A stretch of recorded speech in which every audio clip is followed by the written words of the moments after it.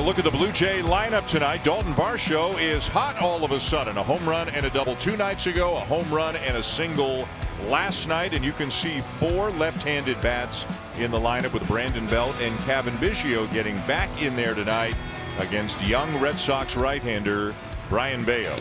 Bello's ERA is up over 6.5, but just 3 starts for him this season. The strikeouts are up as well. In his last start against Cleveland, 5 innings, allowed just 1 run. And George Springer going to lead it off, looking for his first hit of the series.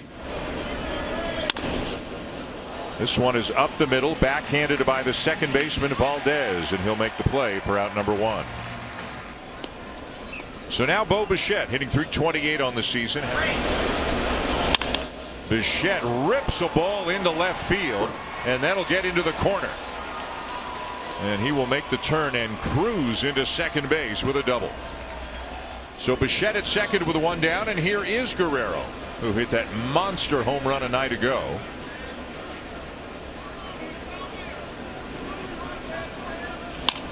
And he lines the ball to left center field. It will be caught by a sliding Jarren Duran, who's got all kinds of speed and closed in on that one in a hurry. So Varsho hitting 4th, Belt 6th, Biggio 8th, and Kiermaier 9th. Bounces one for Valdez at second, and that'll be that as the Bichette double is left aboard in the top of the first. Kevin Gausman on the mound, and he'll face a guy who has had some success against him in Justin Turner, but worth noting that all of that is before Gausman became a Blue Jay. The Blue Jays turn to Gausman, their #1 starting pitcher right now, to stop this losing streak and get back on track. He's had 2 excellent starts in a row. The rotation has struggled, the bullpen has struggled, and Kevin Gausman has been absolutely dominant. And as Blue Jay fans will remember, this is a tough guy to walk right here in Tapia. And he got him. A fastball down, and that is a pitch that Gausman has talked about coming into camp. We'll see how he handles the rest of these Red Sox hitters. Now Masataka Yoshida, first pitch swinging, hits it out. A guy who rarely swings at the first pitch decided to jump on one early, and it's 1-0 Red Sox. Got to give it a pretty good ride to get it out to this part of the ballpark. Springer, Kiermaier both giving chase, but neither one had a play. That ball's hit a long way.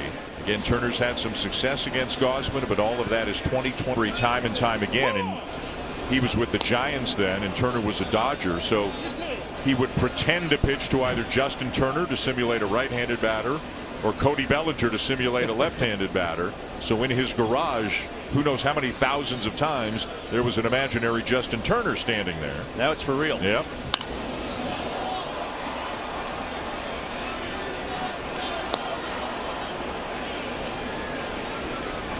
It's such a chess match when we talk about Yoshida, not a guy that generally swings at the first pitch a whole lot, and so you think, well, we'll go with that scouting report and let's try to get ahead with a fastball. Yes, he missed his location, but I also think they're probably surprised that he swung at it.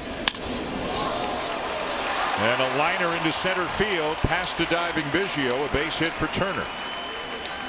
Defensively behind Kevin Gausman this evening, Dalton Varsho back out in left field. Kevin Kiermaier in his 3 Gold Gloves in center. George Springer out in right field, and in the infield, Matt Chapman, Bo Bichette, Cavan Biggio gets the start against the righty Bello tonight. Vladimir Guerrero Jr. at first, and Danny Jansen will handle the chores behind the plate. So a run in and a man on with a 1 out, and here's Rafael Devers hitting just .226, but he is the American League leader in home runs with 10.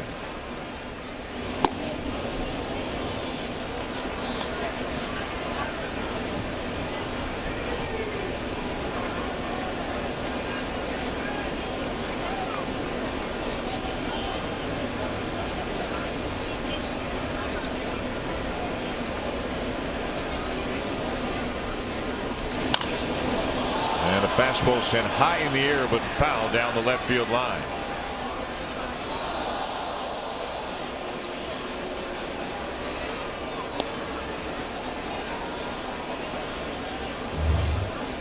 keep an eye on Danny Jansen, and where the setup is very similar to Yoshida. Wants that ball more up and in based on his target and setup. Missed it right back out over the plate again, so he's going to have to refine that fastball location a little bit against this tough lineup. Good take there by Devers. 2 balls and a strike. The Blue Jays played 6 series against the Red Sox last year, and Gausman pitched in all 6 of them and had great numbers. The Blue Jays won all 6 games. He struck out 47 and walked only 2 in the 6 games. 3 balls and a strike here. Had a 2.65 ERA in 6 starts against the Red Sox. But as we have talked about all week, this Red Sox team right now is a very tough offensive team. They're grinding out at bats. They're not swinging and missing very much at all. And they're the 3rd highest scoring team in the major leagues. To shallow left, and should be a routine play for Dalton Varsho, and it is 2 down.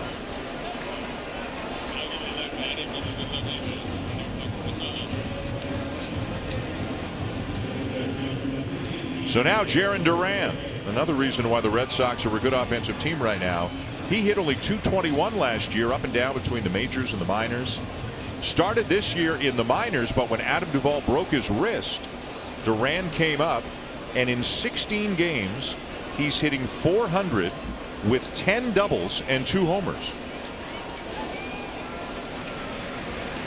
And it's one of those, he's doing more by trying, you know, less is more. He's not thinking about elevating the ball. He's got the swing's not quite as big. He's not uppercutting quite as much. He's just trying to hit it hard and use his wheels. And he's got wheels. I thought it was interesting, the first game of this series we listened to Alex Cora, and he was talking about Duran as a younger player a few years back when he was in AAA Pawtucket, really trying to elevate the ball and get it in the air, and he was having his struggles, and they finally got him to a point where they wanted him to use his athleticism, go up there and be a line drive type hitter, use your speed, cause havoc. Well, emphasize what is your best trait, and speed is probably his best trait.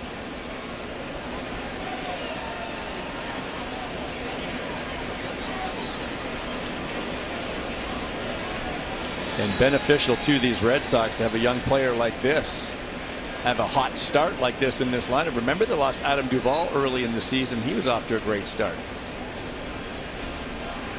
1-1 in there with a fastball. 1-2. Now this is where you're thinking pitcher strengths, hitter strengths.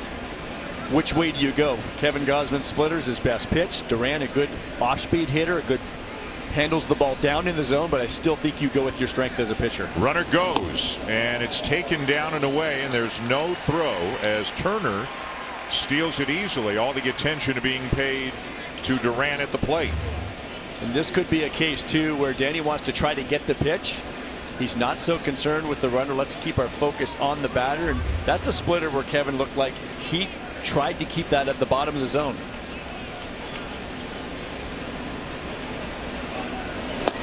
This is low with a fastball. It's a full count. Commanding a pitch like the splitter is not easy, but Kevin does it as good as anyone in baseball, where he can just flirt with the bottom of the strike zone, and then he wants to bury it down there for the swing and miss strikeout pitch. He can do that too. And having to throw a lot of pitches here in the first. Here comes number 25. And he got him. The splitter to get Duran. 2 strikeouts in the inning, but the home run by Yoshida has given the Red Sox an early 1-0 lead. To the Rays again today. They got swept by the Rays, so the Pirates have been cooled off by the best team in baseball. And we had a time violation there on Matt Chapman, so that's a strike. It's an 0-1 count as Chapman was not in the box. Eyes on the pitcher by 8 on the clock. So bang bang, now it's 0-2. That's tough. But we're to a point now where these players are going to have to find a way. Does it have anything to do with the dugout of the Blue Jays here at Fenway being way down that line? Maybe, but you have to make that adjustment.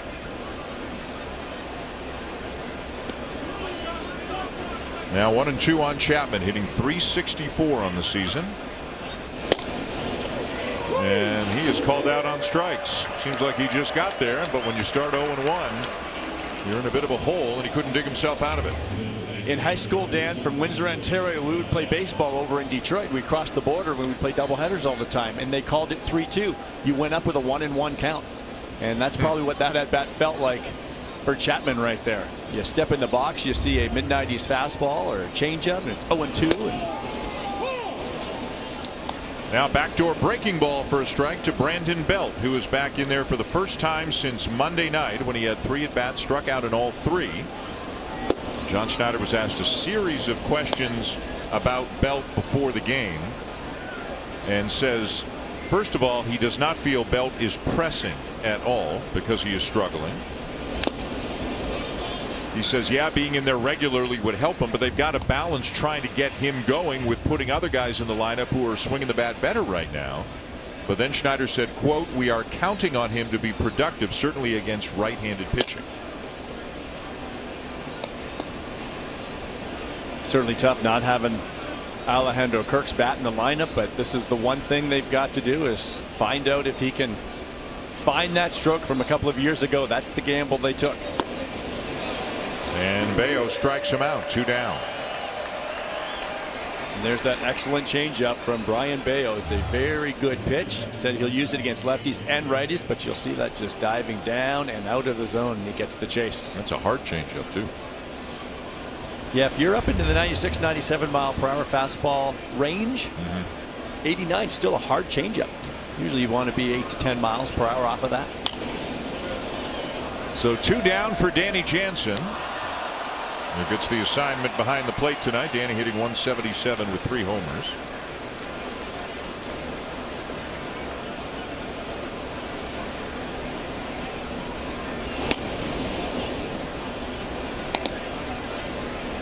During this 4-game losing streak, the offense hasn't really been the problem. The Blue Jays have scored 8, 6, 5, and 3 runs in their last 4 games. Although it's trending down over the 4 games, they have scored 22 runs in those 4 games, but lost all of them because they have allowed 31 runs over the course of the 4-game losing streak. And it's really been from start to finish in the pitching department, from the starting pitcher handing it over to the bullpen, and even the start of the bullpen to the end of the bullpen. Everyone's giving up a little something.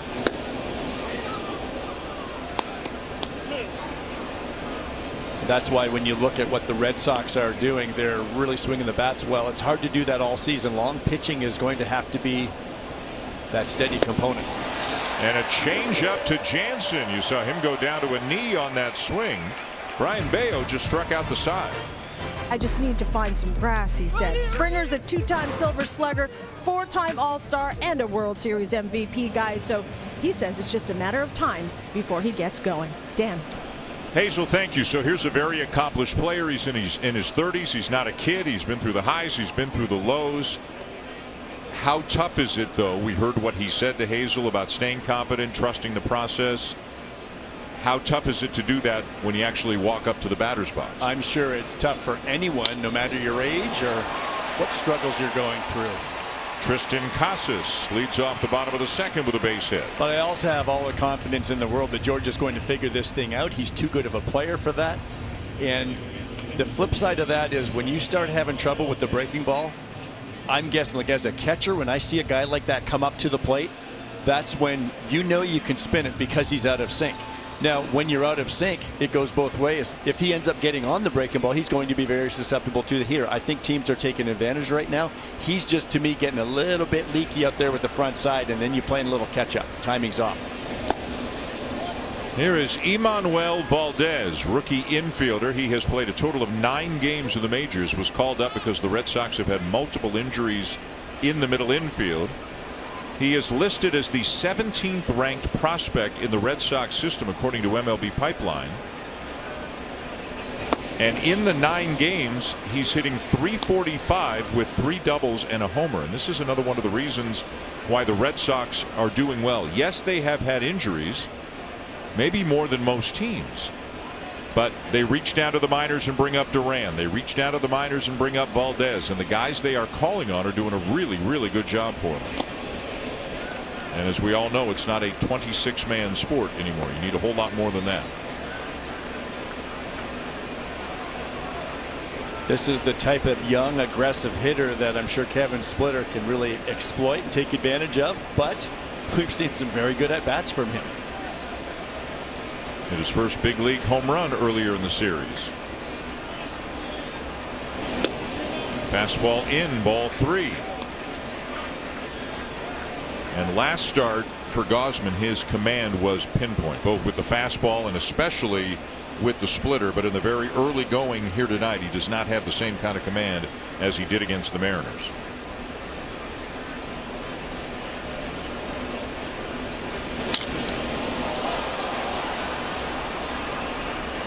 Could be the elements, a little colder night. Could be anything, Dan. Sometimes you warm up down there in the bullpen, regardless of where you are. You can feel great, come out and just not have a feel. The opposite is true too. But the bottom line is he's facing a much more difficult lineup than he has last few starts. And he walks him. Valdez would not chase that 3-2 splitter. So first and second with nobody out. You think he gets a chase on that against the Mariners last start? I think so. Yep. That's just a good plate appearance by a good young hitter. Just the 7th walk issued this season by Gausman, and this is his 7th start. So 2 on with nobody out. The Blue Jays already down 1-0, and here's Kike Hernandez.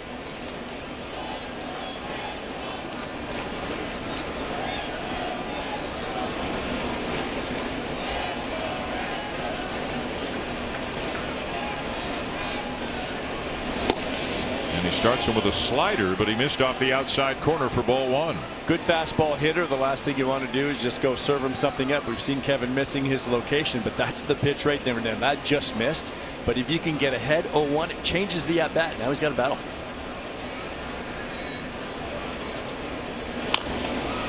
Fouled off, another slider, 1-1.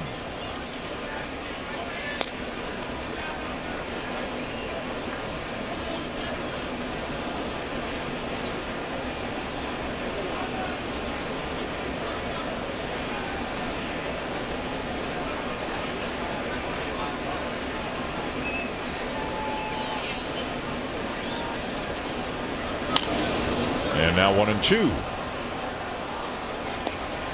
So now he's back ahead, and I got to believe it's going to be a splitter show now.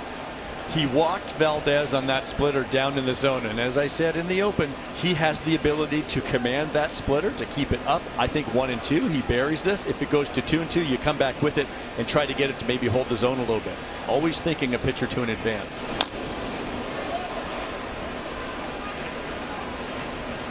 Boy, when any team, and in this case the Red Sox, when they have a combination of not chasing very much and not swinging and missing very much when they do swing, that makes them tough outs, and they are very good at both of those things. Their contact percentage is 4th best in the majors. They just don't swing and miss very much, and that's how you elevate a pitch count.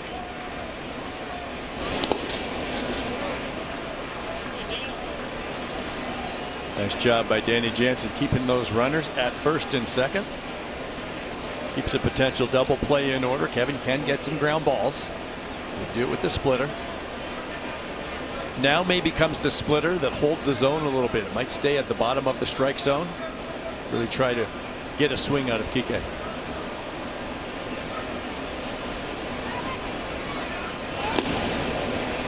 Three and two, and again, this is unlike Gausman. Basically half of his pitches have been strikes tonight. We're used to seeing a much different ratio than that.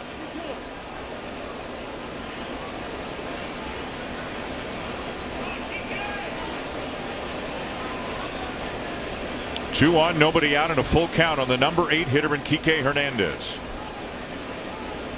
And a fly ball to right field, hit fairly well. Springer's going to get there, but tagging at second, Casas will come to third on the play.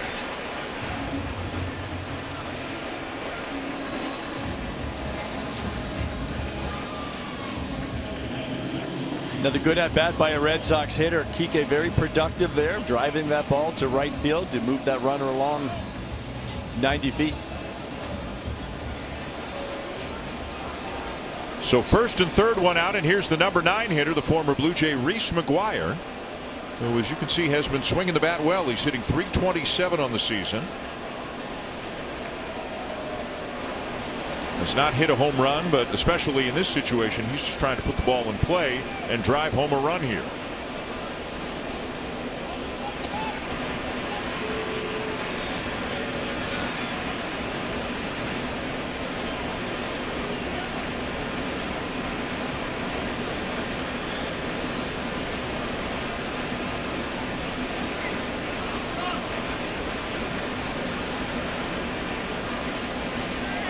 Valdez is running, and it's lined into center for a base hit. Casas will score. Valdez around to third on the RBI single by McGuire. That makes it 2-0.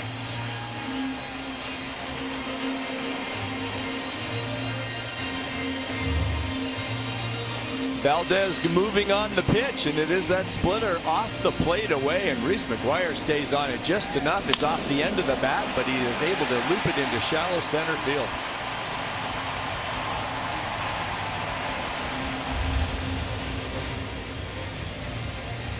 And a visit here from Pete Walker. Once through the order, Gausman's given up a couple of runs, 4 hits and a walk. And as we've talked about, this is a really, really good offensive team right now. And it's not just the raw numbers, and I know you feel this way 3 games plus a couple of innings in. The consistent quality of the at-bats has been very impressive. That's when you're preparing for a series, not watching the Boston Red Sox a little bit. You watch the numbers, you look at all those things, but when you set your eyes on them now for 3 days, it tells a completely different story for me. Raimel Tapia struck out his first time up. And remember, no Verdugo in the lineup. Tapia's in Verdugo's spot tonight.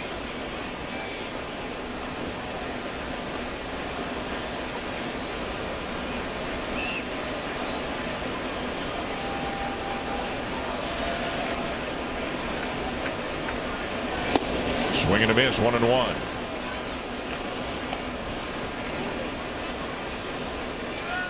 Just a day off for Verdugo. There's nothing wrong with him. Alex Cora just giving him a day.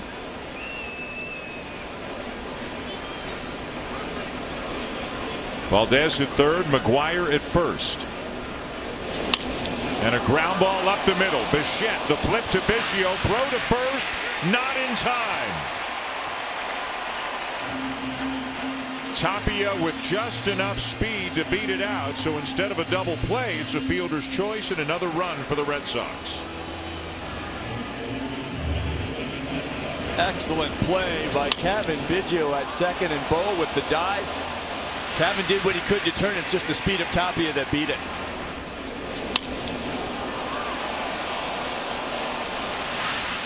You can't execute that any better. So fielder's choice RBI for Tapia. It is 3-0. Now for the Red Sox, runner at first, 2 down for Yoshida. There goes Tapia. And he will steal second. The pitch, a called strike.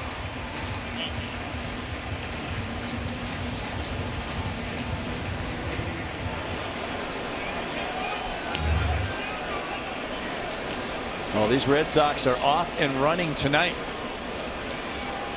Certainly taking advantage of Gausman on the mound. He's thrown a couple times over there. But Alex Cora has brought out the aggressive game plan.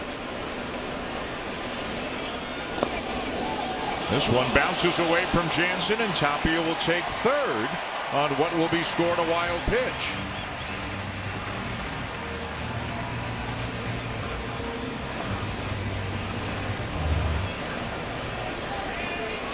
And he gets down there, but just off the heel of his glove, and it scoots away. That's good base running. It's a good read by Tapia, seeing that ball get just far enough away from the catcher to advance.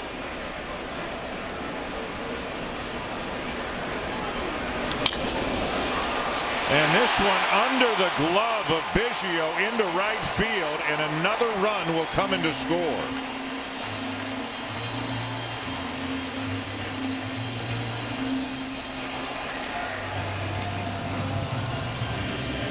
Well, the stolen base and the wild pitch pays off for the Red Sox. And this time Yoshida hit a splitter 3 of them in a row. So we said he's such a good fastball hitter, you've got to go off speed. But he can hit those too. It looked like it went right underneath Cavan Biggio.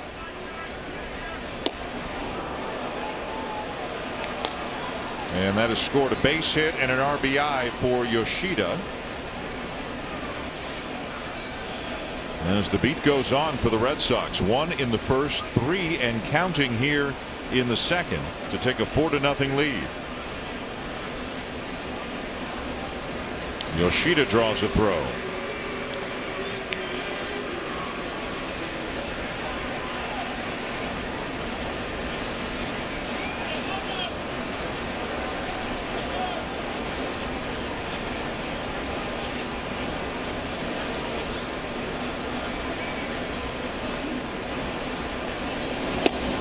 It's in there for a strike to Turner. He had a base hit his first time up.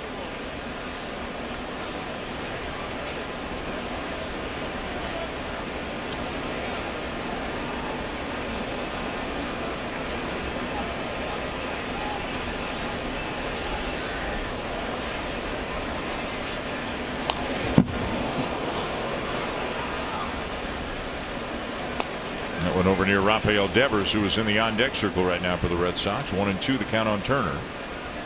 4 runs on 5 hits right now for the Red Sox. And again, when you put the ball in play, good things can happen, and they are certainly happening for the Red Sox in this series with how often they have put the ball in play.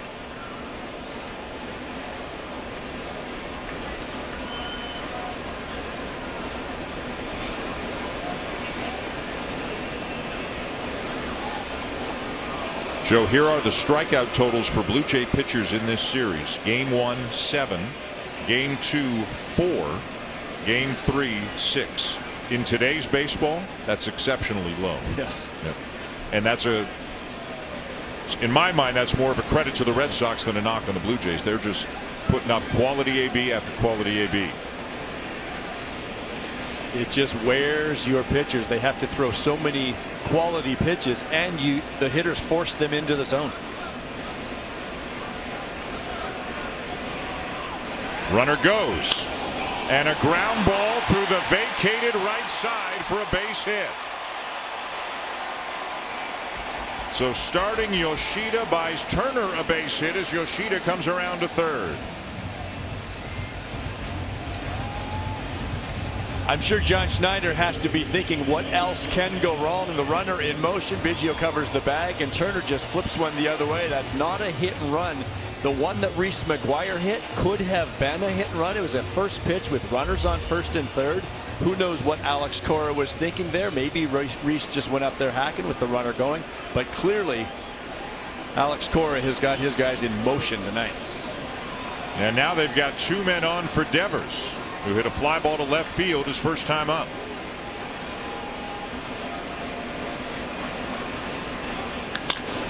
And he hits a bullet to right, and it's off the wall. Springer's got to go chase it. 2 runs are going to score on the double by Devers. And it is 6-0.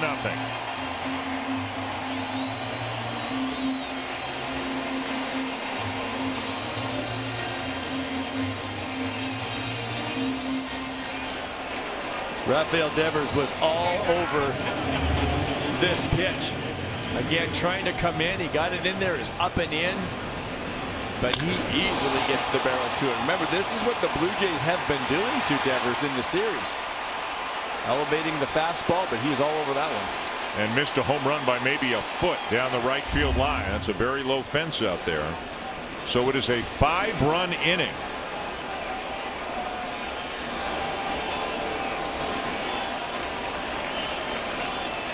And now a time violation called on Kevin Gausman, so it's 1-0.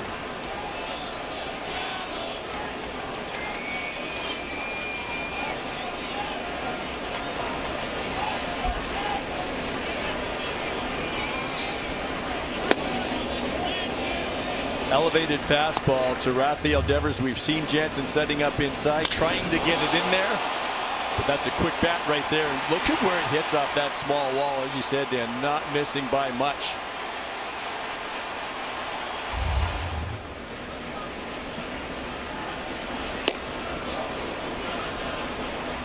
2-1 now, the count on Jarren Duran. George played that well off the wall down there because of that angle. That could hit and roll all the way over toward right center field. But the damage was done.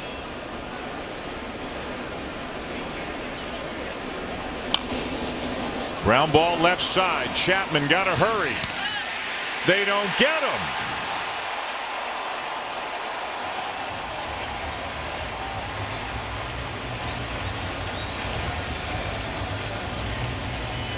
Infield hit for Duran. Devers to third. And this could be the Jarren Duran that Alex Cora was talking about earlier this week. A little bit of a double clutch there by Chapman, not quite getting the good grip right away, and with the speed of Duran it almost has to be perfect, and it just wasn't quite there.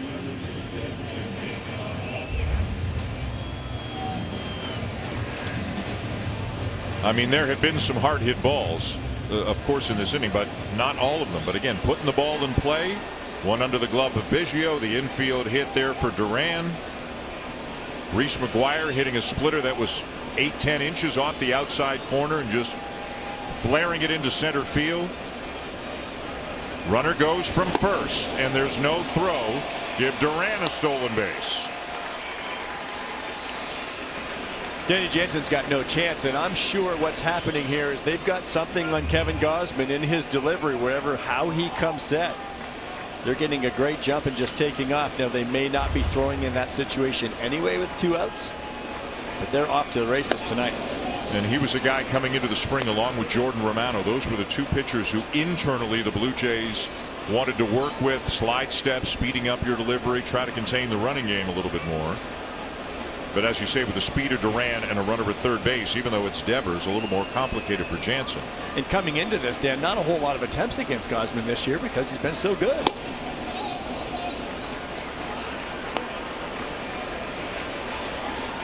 Unfortunately, Danny Jansen will feel the brunt of this statistically, which is completely unfair to a catcher. And look at that pitch count, Joe. 57 pitches through an inning and 2/3. And a 3-0 green light for Casas as he fouls it back. Why not, right? If you're Alex Cora, give the young man the green light against Gausman. You're probably getting a 3-0 fastball.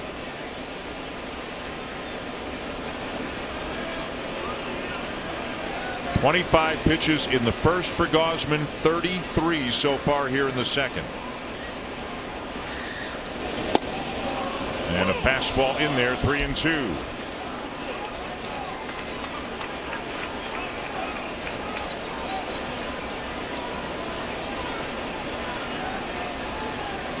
Casas big power. He will take a walk. A lot of swing and a miss, not hitting for an average.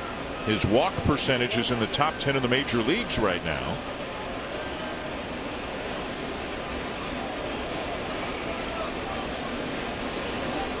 He's using his timeout, as you can see.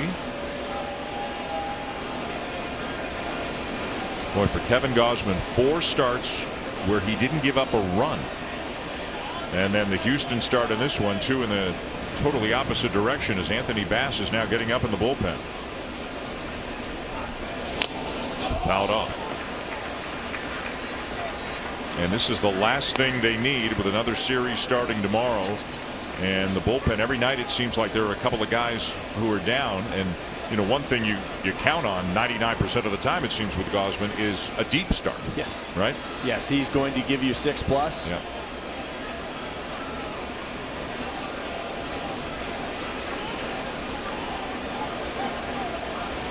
That's the expectation of Alek Manoah too, but with his struggles early in the season, there's no guarantee there. Devers dancing down the line as Casas strikes out, and finally the inning is over. But the Red Sox just keep stringing together hits, and they lead 6-0 through 2 innings. 6-0 Red Sox the score. A few days ago, the Blue Jays were 18-9 and looked like they had matters in hand against Seattle in the final game of that series. As Biggio grounds out, they had an 8-4 lead going to the 6th. They took a lead to the 9th inning. They took a lead to the 9th inning of that game against Seattle, and had 2 outs in the inning, still had the lead. The Mariners tied it, won it in extra innings, and obviously things have gone from bad to worse here in this series against the Red Sox. Things can change both in a positive and in a negative direction in a hurry in what is, we should all keep in mind, a very, very long baseball season, 162 games. Kevin Kiermaier, the batter. Hits that one off of Devers, who blocks it, finds it, and makes the play. And he might be a little shaken up.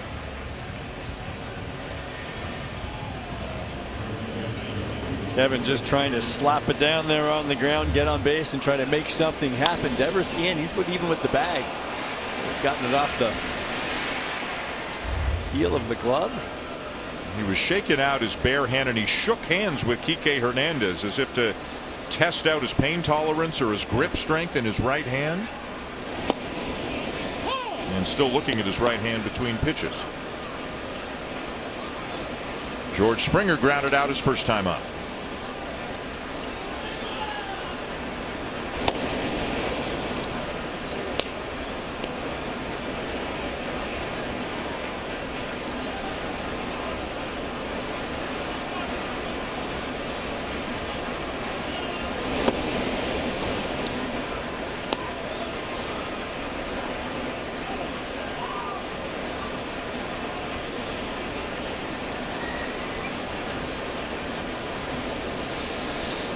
Believe it or not, this is the only game going on in the major leagues right now. All of the other action, and it's a bit of a light schedule, happened in the afternoon, early or late afternoon. A lot of teams are traveling to start series tomorrow, so this is the only game going in the bigs right now. Swing and a miss. Got him with a changeup. And Brian Bayo looks extremely good.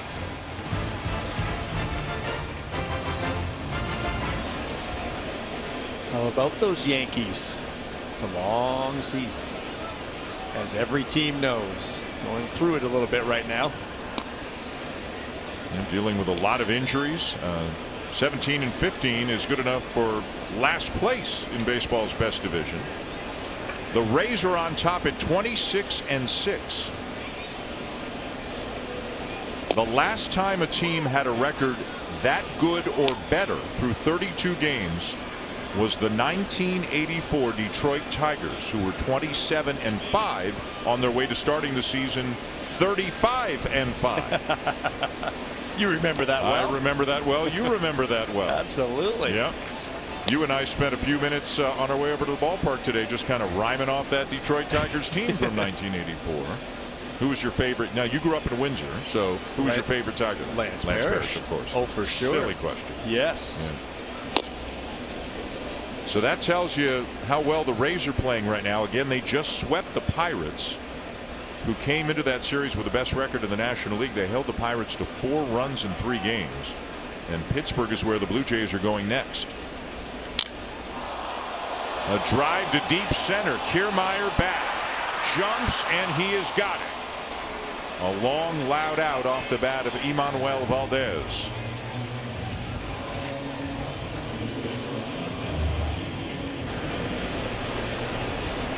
More and more good swings from this Red Sox lineup. I don't know how many times we can keep saying it, but this one just barely stays in the ballpark to deep center field. Kevin thought he was a little bit closer to the wall than he was, but he's got an extra step or two.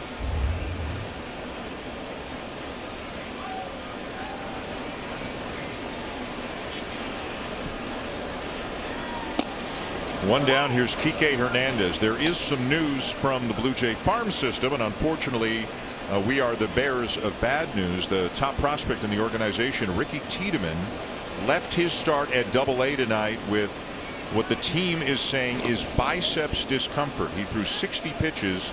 He was going to throw more, but his final pitch was his 60th pitch, and he threw a breaking ball and then looked to the dugout and summoned out the manager and the trainer.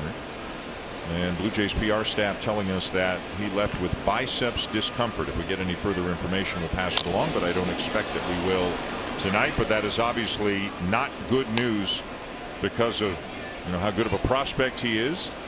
And quite frankly, the Blue Jays have been very, very careful with him and bringing him along and building him up. Never good news when you're dealing with a precious throwing arm, and that is a good one.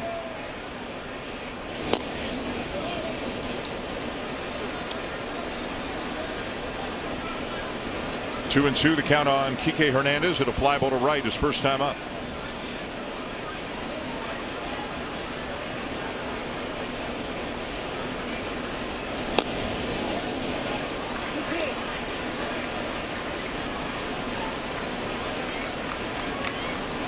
Kevin has to try to play a little catch up here after that bat around inning in the second. Try to catch up on the pitch count, save that pen any inning that he can. A bouncer to second, big hop for Biggio. Hernandez retired, 2 down.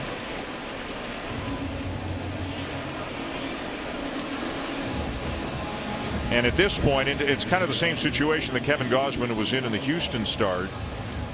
Yeah, you want to find a way to come back and to win the game, but just as important right now is him staying out there, whatever happens, as long as he can, so that they don't go through the whole bullpen tonight. Absolutely. We saw Anthony Bass up, but even with him up, if Kevin leaves the game early, it's going to be a parade of relievers. Nobody down there is really giving them much length. You hate to use a number of different relievers the day before a 3-game set in Pittsburgh. Day off not till Monday. Reese McGuire had an RBI single his first time up. I don't doubt at all, Dan, that was a hit and run with Reese McGuire. And the reason I say that, with runners on first and third, you've got Gausman at the plate. Reese McGuire is a good fastball hitter. You do not want to get him deep in the count against Gausman's splitter. He's a double play candidate. So I'm thinking Alex Cora thought maybe he'd get that first pitch fastball, so put a hit and run on. I can see that happening. I'd love to ask that question, but it worked. And when things are going well, the aggressive plays pay off. But again, you can only do what your personnel is capable of doing. And right now, his personnel is capable of doing an awful lot. Yeah, but I think you put a guy like Reese McGuire in a good position there, thinking he'll get a first pitch fastball. Let's give him his best chance at success. What's he do? He hits a splitter off the plate away into center field.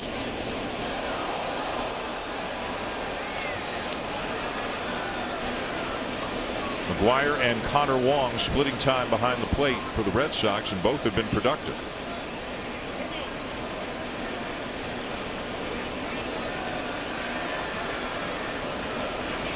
One on each side of the plate never hurts.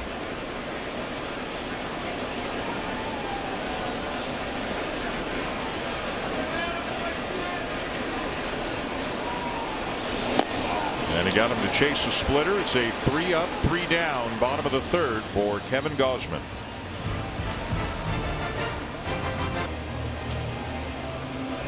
He's now hitting .333 on the season.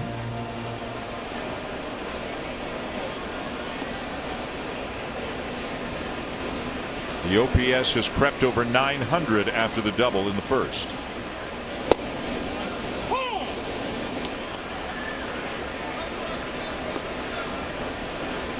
You and I had a chance to speak briefly with him in the Blue Jay dugout yesterday about, you know, what has changed. And I opened up the conversation by saying, here are the 2 numbers that I can see that are different. 1, the ball's in the air more. 2, the ball's going to the opposite field more, even by your standards. And it's noticeably different. And Bo is not one to want to get into great detail about all kinds of things. He wants to keep his plan to himself. I don't think he wants the whole world knowing what he's doing and thinking up there, but he talked about being kind of committed to his process, committed to his swing. And then at the very end, as he got up, he was getting ready to go take infield. At the very end, as he got up, he said to us, you know, you guys have seen it a million times. Experience. Like, I'm just more experienced than I used to be. And I thought that was an interesting parting line that he gave us on the way out there. And it's so true, though, when you think of how many good players in the big leagues. It's just taking them some time. Rounds out to short here for the first out. And now Vladimir Guerrero Jr., another guy who is getting more experienced. And this is the longest home run that Vladdy had hit in more than a year. And just the 9th time, not just the 9th time, the 9th time that he has hit one 450 feet or further. And you and I were on that street today between the Green Monster and that parking lot. imagining the ball soaring over the monster, us looking up, and it landing in the parking lot up and to our left. It was quite something. It's one thing being at Fenway Park here with the Green Monster. You know, any fly ball to left field's got a shot. But when that came off his bat, you knew it was gone. But now it's a matter of how far did it actually go and what's back there? Where did it land? Well, yes, it's Lansdowne Street, and then there's a parking lot with cars. And a little further down, more trouble. The ball's still probably rolling. Didn't go, and it's 2-1.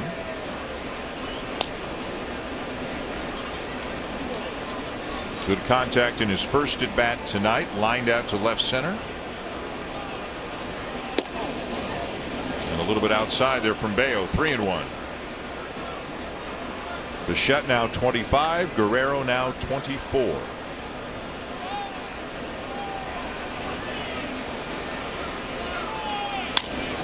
And a drive to left center field. And gone. Vladdy has done it again. His second home run in as many nights, and the Blue Jays are on the board.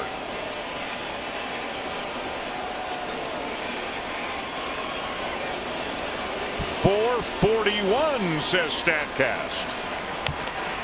Getting to a point too with Vladdy where you're not sure what to throw him. What a 1-2 punch at the top of this Blue Jays order, Bo, and then Vladdy. And this was a slider that Vladdy was all over, and you just can't hang a slider in the middle of the plate to this guy.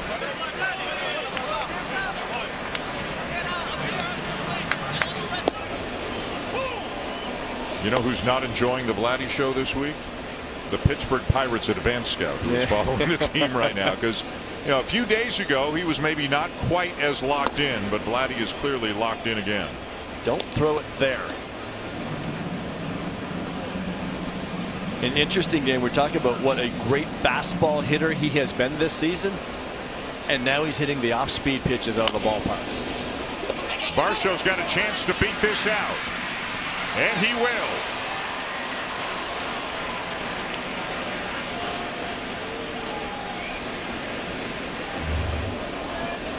Vladdy's got that move, that little stutter step there where he gathers himself. And I think when things are going tough for Vladdy, he gathers with that step, but then the move forward is a little bit more violent. When that move is controlled, A, he can get to the fastball, but B, when it's controlled, any hitter will tell you, you see the baseball better, you pick up spin better, you can identify spin better, you can lay off breaking balls away better, but when they hang in the middle of the plate, you're in a perfect position for it.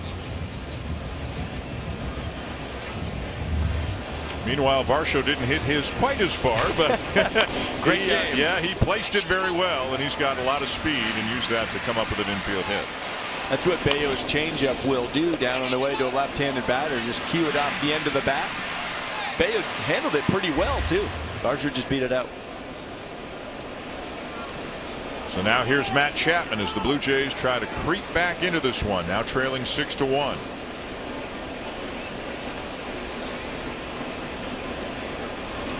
You know, the amazing thing about the Guerrero home run, he's had ones that are hit, you know, we're all familiar with, like the 18-degree 2-iron rockets, right? That one went way up there, and it still went 441 feet. Like, he actually hit under the baseball a little bit, and he's just such an incredible talent and so strong and so much bat speed. He hit it 441. It would have left the ballpark, but it hit that DraftKings sign up there, and that's what kept it from leaving Fenway Park in its entirety. And isn't it interesting? We were talking before the game, and you had mentioned to me that he's getting the ball in the air a little bit more this year and off the ground again. Well, he did that in that season where he was almost the MVP of the American League. That's a good sign. It doesn't mean hit fly balls, but it's get the ball off the ground. I think with Vladdy, and like a lot of hitters, when you're hitting it on the ground a lot, that's when your timing's not right. You're rushing, and when you rush, that barrel head just takes over and you beat things into the ground. 0-2 on Matt Chapman. And the swing and a miss to get him 2 down.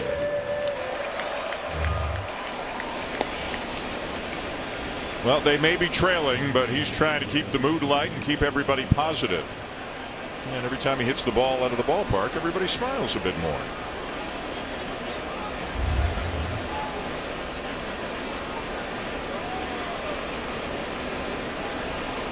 Just almost a bit of a shift happening there. Shortstop Kike Hernandez is moving as far as he can over toward the middle of the second base bag. This tells you that if the shift rule, the shift band did not come in, they'd be way over there. So Brandon Belt clearly a guy that will hit the ball, especially on the ground, to the pull side. And a guy who, when the shift was still in there, he'd try to bunt one up the third baseline every now and again. And let me go back to Vladdy for a sec. You talked about ball in the air more. Here are the numbers. Ground ball percentage for Vladdy, 52% last year, 44% this year. That may not sound like the biggest change in the world. That's a pretty big change. Fly ball percentage, 31% last year, 38% this year. It's not about hitting the ball harder. Everybody knows he hits the ball as hard as anybody in baseball.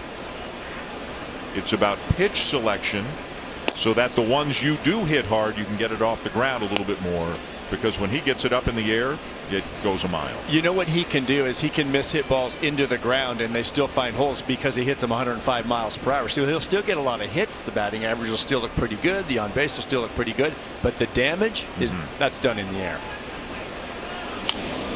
2-2 on Belt. Vladdy's ground ball percentage, fly ball percentage, etc. They are very much in line this year with 2 years ago. And that's obviously a good sign, because we all remember what he did 2 years ago. And that, to me, is a hitter that's in sync, in control at the plate, not rushing. Hitters use that word rush a lot. When you're rushing, you're in big trouble. Belt will pop one towards shallow left, and it's going to drop for a base hit. And he'll take it. He didn't hit it hard, but he has been struggling, and he will take that base hit that pushes Varsho up to second. It almost looked as though he was exaggerating, trying to stay inside the ball. Even on the foul ball, it looked like he was very late, but pulling the hands in almost awkwardly, and that's what he did right there too. And there are more hits like that. Of course, that's a lucky bloop the other way, but it's a result of a better approach, and that's what he's going to need to do to try to get back onto something and change his fortunes. Here's Danny Jansen. Struck out his first time up.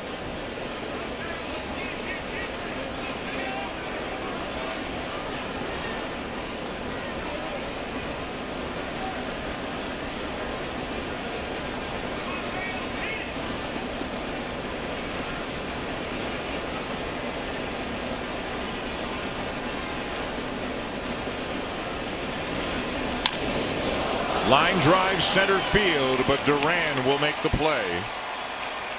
So the Blue Jays get just the one, but it was an impressive one again here tonight. A moonshot from Vladimir Guerrero Jr., his 7th on the season. The Blue Jays have their first run of the night on the Guerrero home run. Kevin Gausman is still in the game. It is 6-1 Red Sox, bottom 4. Gausman had a 3-up, 3-down third and faces leadoff man Raimel Tapia here to begin the bottom of the 4th. And speaking of Manoah, obviously John Schneider was asked about Manoah. Remember, Alec took that comebacker off the inside of the left leg, just below the knee, and you remember him walking around behind the mound for a while and stayed in the game, but obviously was pitching in discomfort after that. Schneider said today that Manoah is still a little sore, and then, quote, "We don't expect anything drastic," meaning I took that to mean they don't expect him to miss a start or have to go on the IL or anything like that. And keep in mind, there is an off day on Monday, so you know, even if they keep everybody in the same line in the rotation, Joe, that's an extra day for Manoah before he has to start again. And any bad bruise could use an extra day, because I am sure he's bruised up pretty good today. That ball got him on the inside of the knee, just below the knee, and that's a lot of bone there with your shin bone. Not a whole lot of protection like getting hit up in the thigh or butt area. Tapia with a strikeout, and he has reached on a fielder's choice that drove in a run. He stole a base, and he came around to score himself. And he's got a base hit. And he's thinking 2. And he is in there ahead of the throw.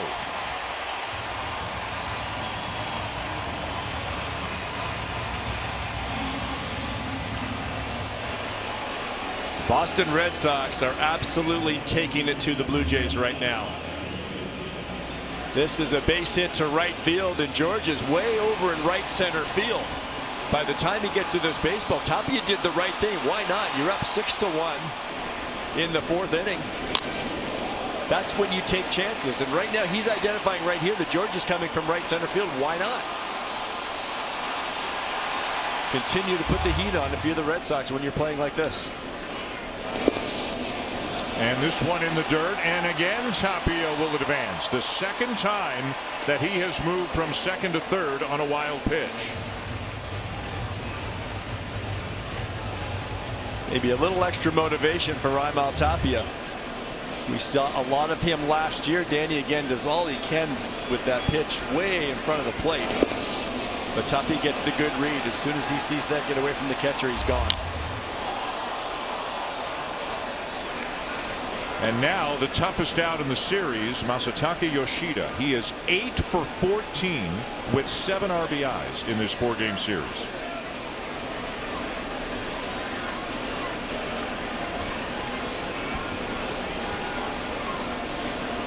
Infield in for the Blue Jays. And he shoots it into left field for another base hit and another RBI. This guy can just flat out hit.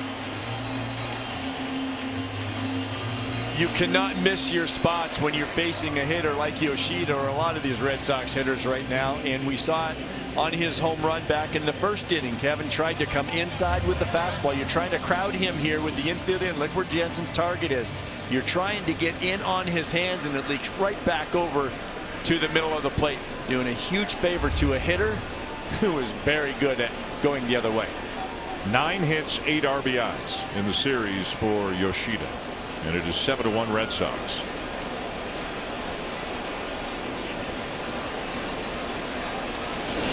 Justin Turner is the batter.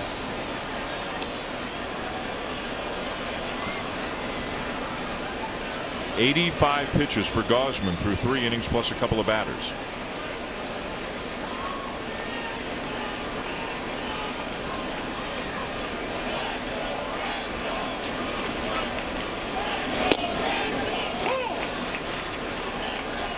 Tim Mayza's now up in the bullpen, and 4 consecutive left-handed batters are due up right after Turner, beginning with Rafael Devers. So Kevin Gausman may be nearing the end of the line.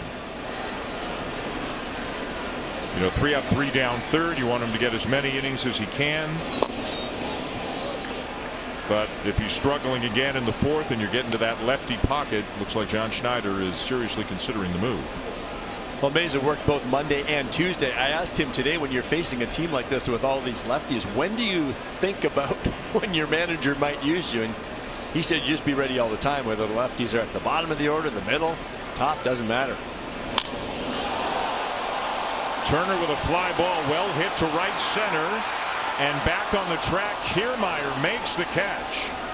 Both he and Springer went a long way, and Kiermaier makes the catch a few feet from the fence.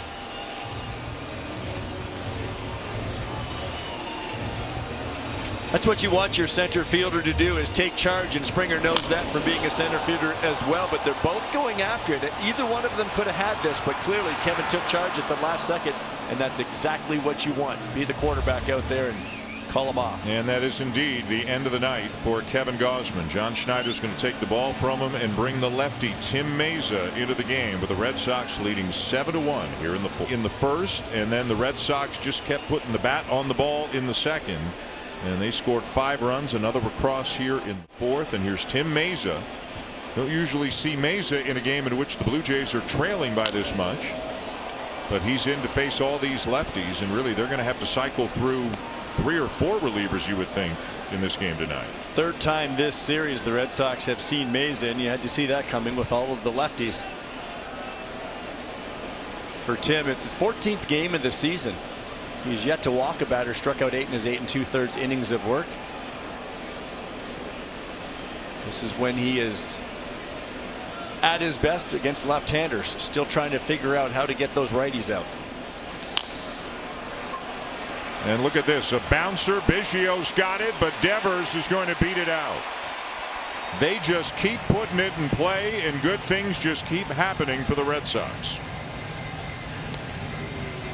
Devers saying that's all power right there as he rolled over that pitch from Meza. That's exactly right, Dan. Some nights are like this, some series are like this, and it seems to be a lot of what the Boston Red Sox have been doing for 4 days, and a little bit about the Blue Jays just not being in tune. So that's a base hit for Devers, his second hit of the night, and now here's Jarren Duran, who is 1 for 2. Had an infield hit his last time out. Hit it to the left of Matt Chapman. Chapman got there, had just the tiniest of juggles before he got rid of it, and that was enough with Duran's speed to allow him to beat it out.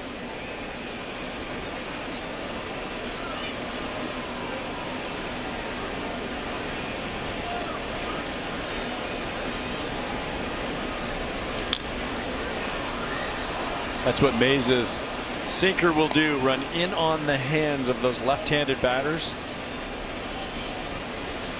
He's got the breaking ball as well, but you just don't see it a whole lot, and it's because he's so confident in that sinker.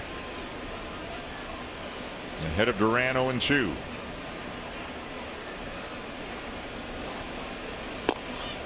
And just missed by an inch or two off the outside corner.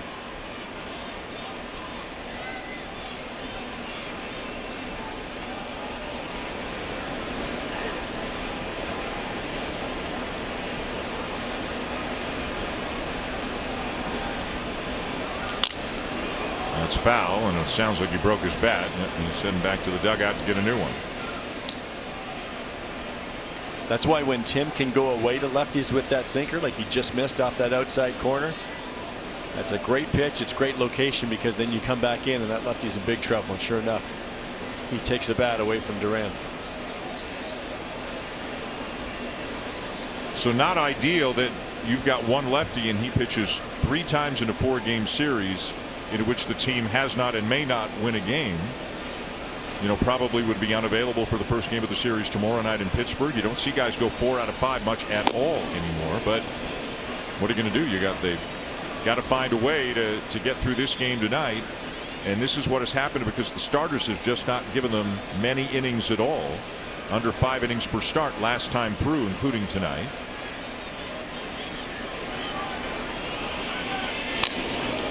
Up the middle and a bouncer into center field, a base hit.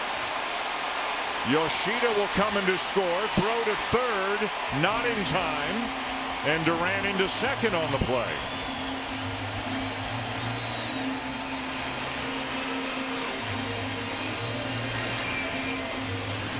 That's an at bat by Duran that he broke his bat, had to come back. It's a left-handed hitter battling a good left-handed pitcher, battling that hard sinker that he throws, but that's the contact ability right there. And you bounce it up the middle and it finds a hole and it's into center field. It's just at bat after at bat by these Red Sox hitters. So it is 8-1, second and third one out. The infield is in, and a ground ball to Biggio at second. Look the runner back and throw to first, 2 down.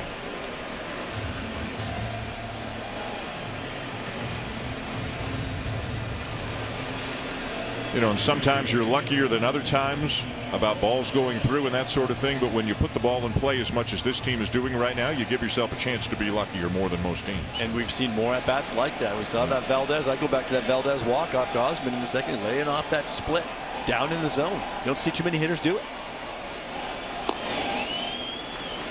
Low ball 1 to Valdez here. He has walked and flied out.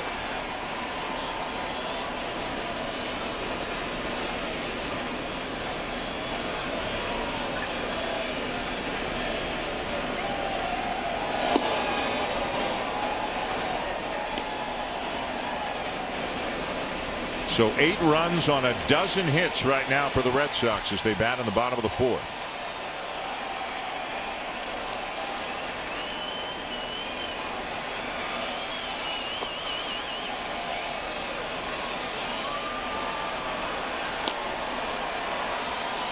And an enthusiastic crowd, as you might imagine, right now here at Fenway. It's not a sellout and it's a cold night again, but those who are here are having a pretty good time.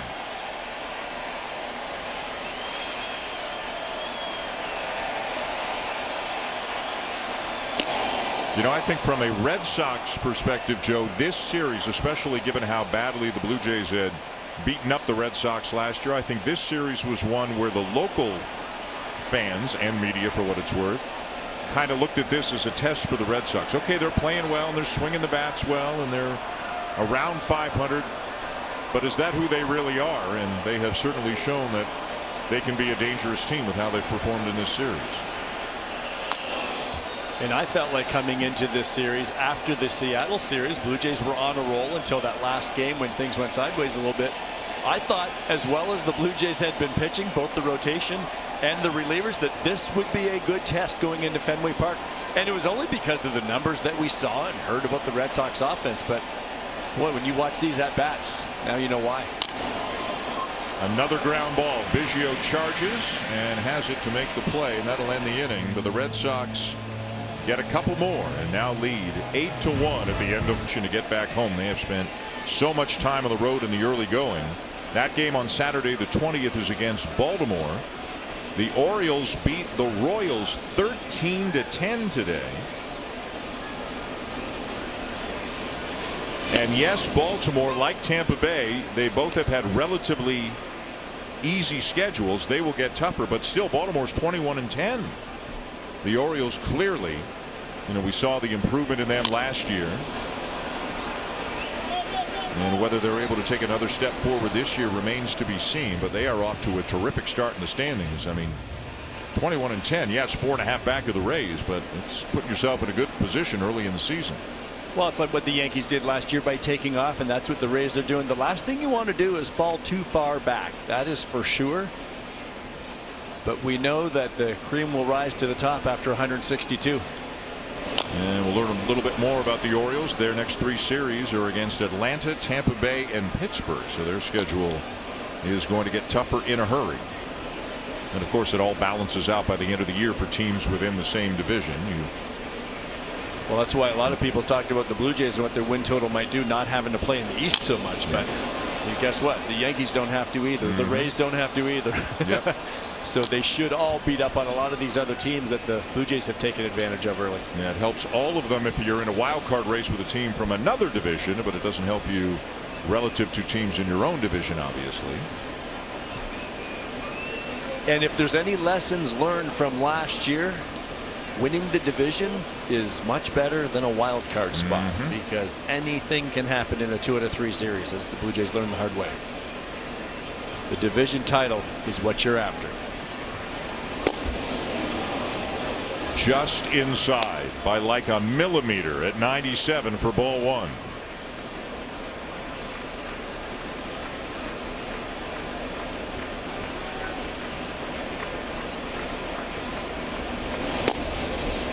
Down and in, 2-2. See too many sliders to these left-handed batters from Bayo. So he comes back aggressive with the fastball after that.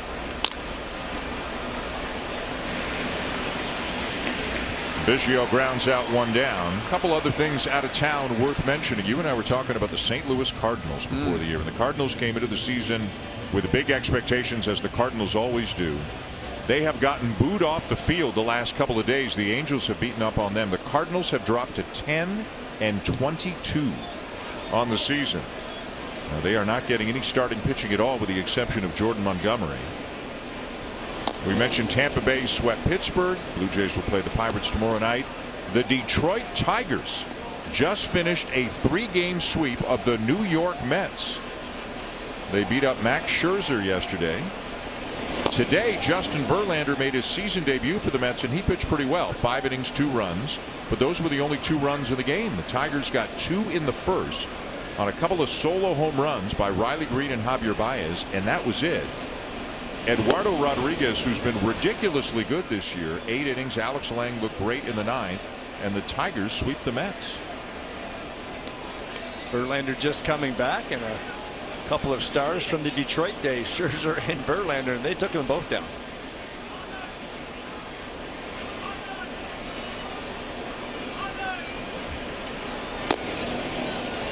Kiermaier aboard with a 1-out walk.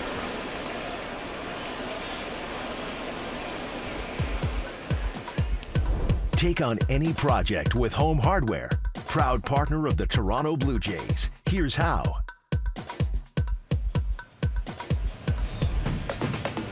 Carl Yastrzemski, one of the great statues commemorating one of the great players in Red Sox history. Always fun to come to Fenway, both inside and out.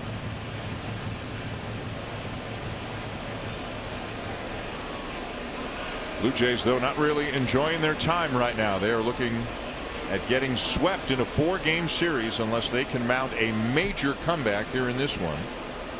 George Springer is 0 for 2 with a ground out and a strikeout.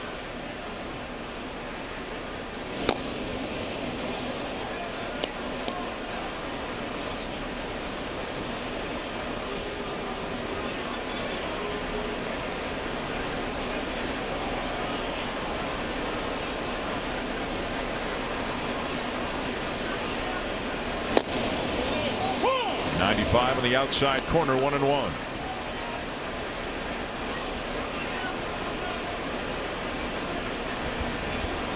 Meanwhile, Brian Bayo is having a very nice outing. He's given up the home run to Vladimir Guerrero Jr., but not a whole lot else.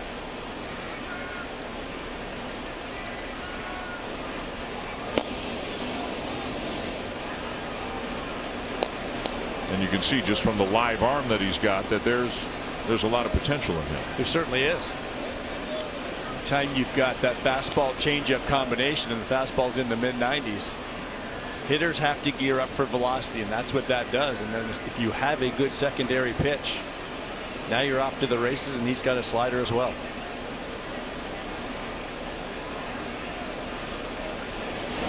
Three balls and a strike on Springer. And even on takes, George talking to himself about something there. Yeah, and I think when you're struggling like that, I'm sure what he's thinking is thinking of staying more middle, staying linear toward the pitcher, because hitters have a tendency to come out of their swing, and their first move is to pull away toward that third base dugout. Like that. That pitch is away, but he's getting out and around that ball and rolling it over. Now, you hear the term in baseball, hit it where it's pitched. I have a hard time with that because I'm not sure that you can identify the baseball in that fraction of a second it's on its way to home plate, see that it's away, and take it to right field. I just don't know that that's true. Some good hitters would probably tell you it is. But for me, if your mechanics are right and your timing is right, then you're going to swing when you want to swing, when you identify the pitch. If that pitch is away, he might catch it a little deeper and drive it the other way. A full count now on Springer. And he bounces one to third, and Devers scoops it up in the air and doesn't have a play. We will wait for the scoring, but Springer is aboard. Kiermaier up to second.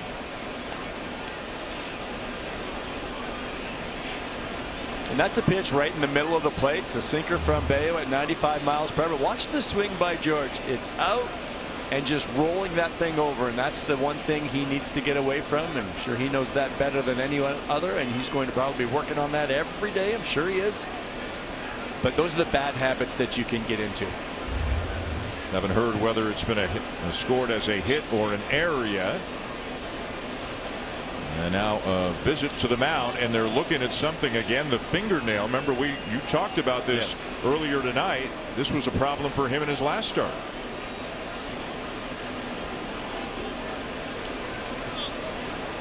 And if it is a blister or if it is something to do with your nail, there's a distinct possibility that can pop up again to you in your next start. For the training staff to be called out, something must be escalating on that right hand. The scoring on the play is in now, by the way. It's an error charged to Rafael Devers.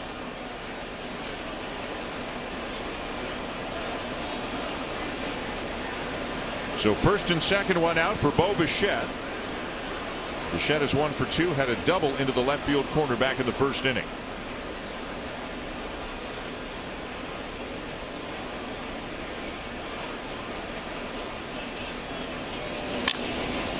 And he's got a base hit into right field. Luis Rivera's given Kevin Kiermaier the wave. He will score easily. Springer stops at second. It's 8-2.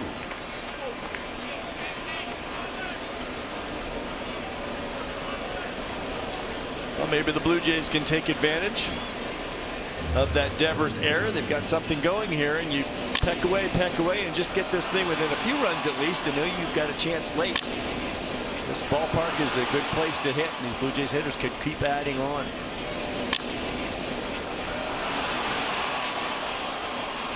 Major League leading 45th hit of the season for Bo Bichette. Drives in his 22nd run, and now here's Vladdy. And a well hit ball to right field. Tapia back, and it's over his head. And it'll skip up over the wall for a ground rule double. So Springer will score. Bichette has to be held at third. And another hard hit ball from Guerrero. An RBI double on a ball that Tapia looked like he misread, or at best got a late jump on. He definitely misread it, and much like Bo's single, Luis Rivera, the third base coach, wavering the runner home because they know the arm of Tapia. But look at him come in a couple hard steps, and then it's like, uh-oh.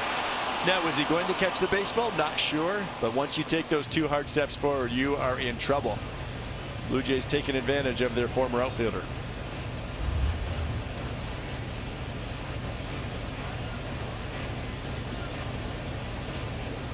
So Guerrero continuing to sting the ball. He came into the game with 59 hard hit balls on the season. That's 95 miles an hour or better. He's added 3 to his total already here tonight. The line out, the home run, and the double. 62 hard hit balls.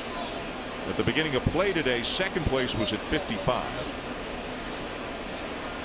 Boy, is he in a groove right now. So it's 8-3, and all of a sudden I think we can say Dalton Varsho's got a chance to make this one pretty interesting here. He sure does. You know what's really impressive about Vladdy is we saw the home run last night on the changeup. We saw the home run tonight in the hanging slider, and that fastball right there, he stays inside and drives it to right. He is in a good spot right now. Reminds you a little bit of Mr. Bichette and how he handles the bat.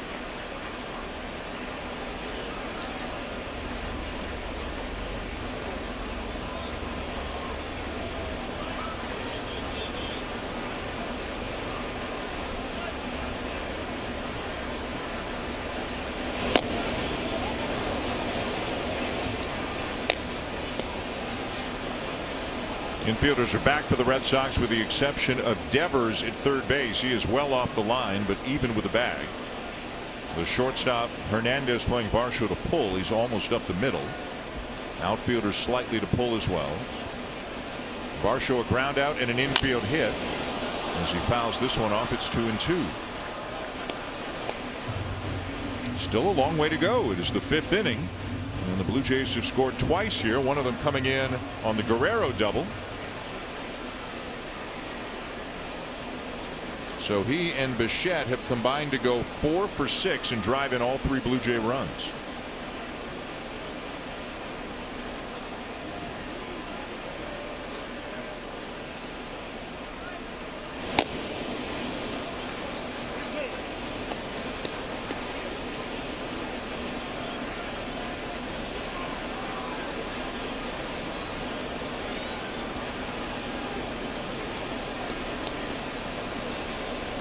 A lot of changeups to Varsho from Bayo tonight.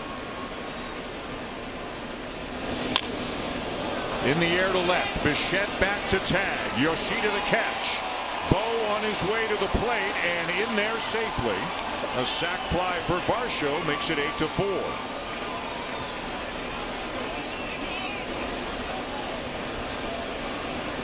And he came back with that changeup. Dalton did a good job as an off-speed pitch. The last thing you want to do is get up front and roll it over. And you just wonder, Dan, this new approach by Varsho, does it allow him to hang in that stance with that leg kick just enough to time that up to drive it in the air the other way to cash in that run? Good piece of hitting. So a 3-run 5th inning for the Blue Jays to cut into the deficit a little bit. Guerrero still at second, 2 down now, and here's Matt Chapman, who has struck out in each of his 2 at-bats.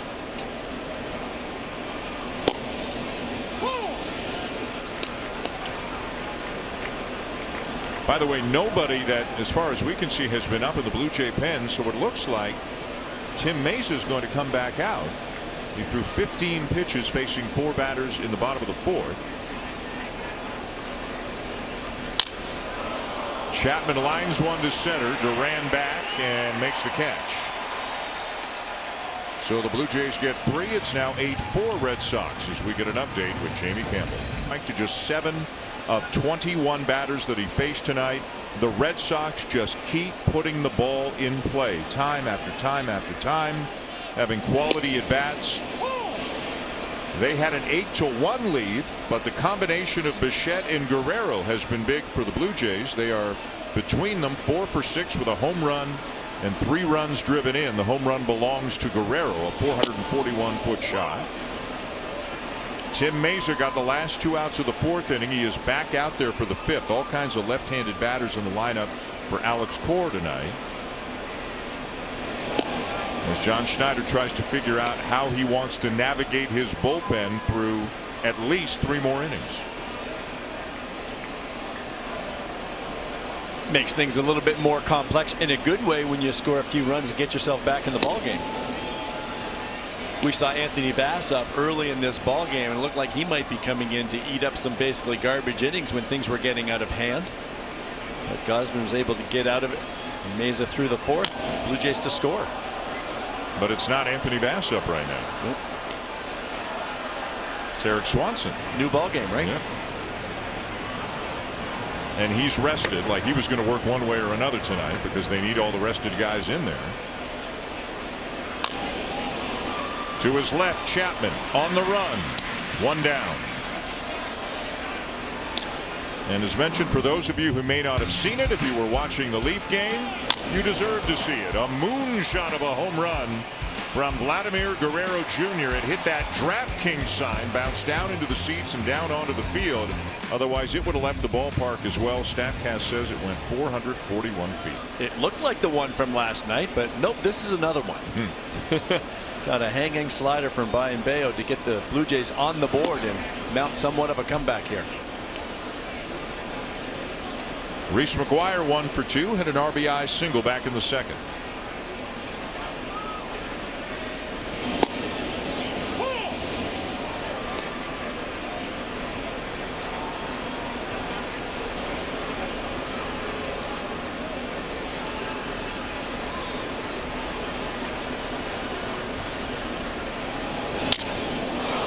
And a broken bat base hit just over Guerrero. The Red Sox have been really good and occasionally a little bit lucky, and that's one of the lucky ones right there. Second hit of the night from McGuire. Well, Reese has had a couple tonight. Remember earlier, Kevin Gausman on the mound is a first pitch splitter off the plate away that he got off the end of the bat and looped into shallow center field. This is in on his hands, way in off the plate, shatters his bat, but just over the head of Vladdy. But again, as we said, when you make as much contact as they have been doing this season, good things will happen. Here's Raimel Tapia. Tapia has struck out, had a fielder's choice that drove in a run and then doubled. And he has scored a couple of runs. He's stolen a base. He's been running around the bases like crazy. Twice as advanced on a wild pitch.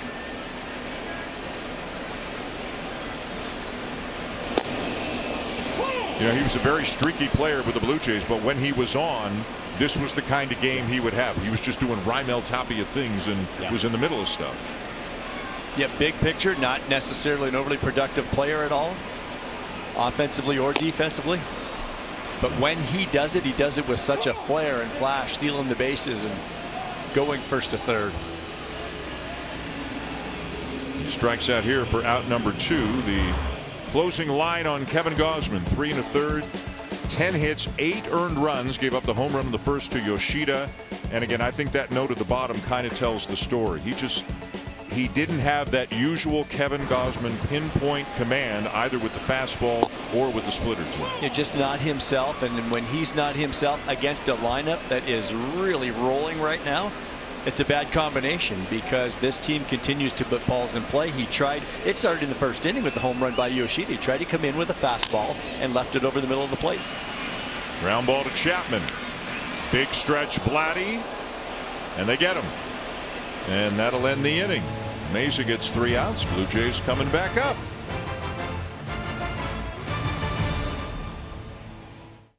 And now it's Brennan Bernardino, lefty, coming in. But John Schneider, instead of sending Brandon Belt to the plate, he will counter with Alejandro Kirk. Bernardino pitching in his 6th game of the season. That whip just over 1. He has allowed 6 hits, but he has not walked a batter in 5 2/3 innings, and this is the matchup that the Blue Jays want, trying to continue to mount this comeback. Yeah, they were down 8-1, got 3 in the 5th, trying to keep the momentum going here in the 6th. So it'll be Kirk, Danny Jansen, and then we'll see if Cavan Biggio hits, or if maybe somebody else like Whit Merrifield comes off the bench. I would think so.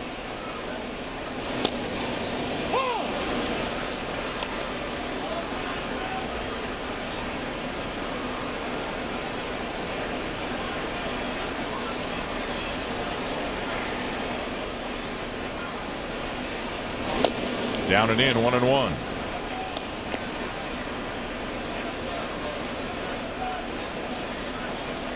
And it does look like Whit Merrifield's coming into the game.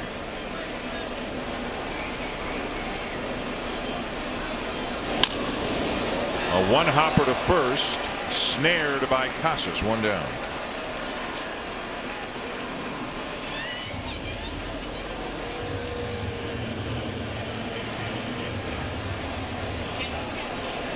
So now Danny Jansen, who's 0 for 2 on a strikeout and a lineout.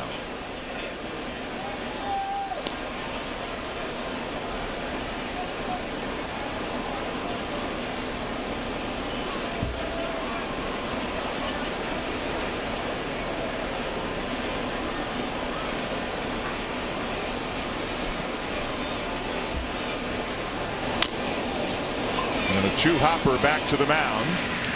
Bernardino makes the play, 2 down.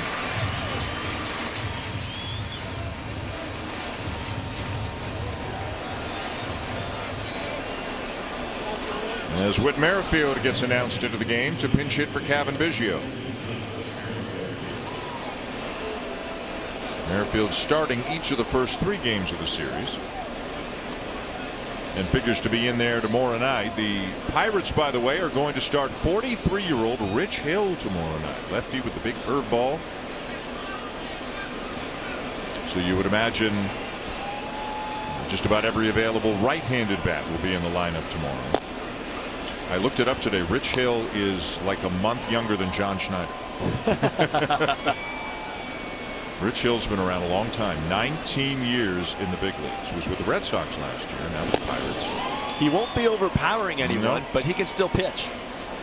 And it's a matchup that will feature the 2 slowest curveballs in Major League Baseball, Chris Bassett and Rich Hill. Do not adjust your set.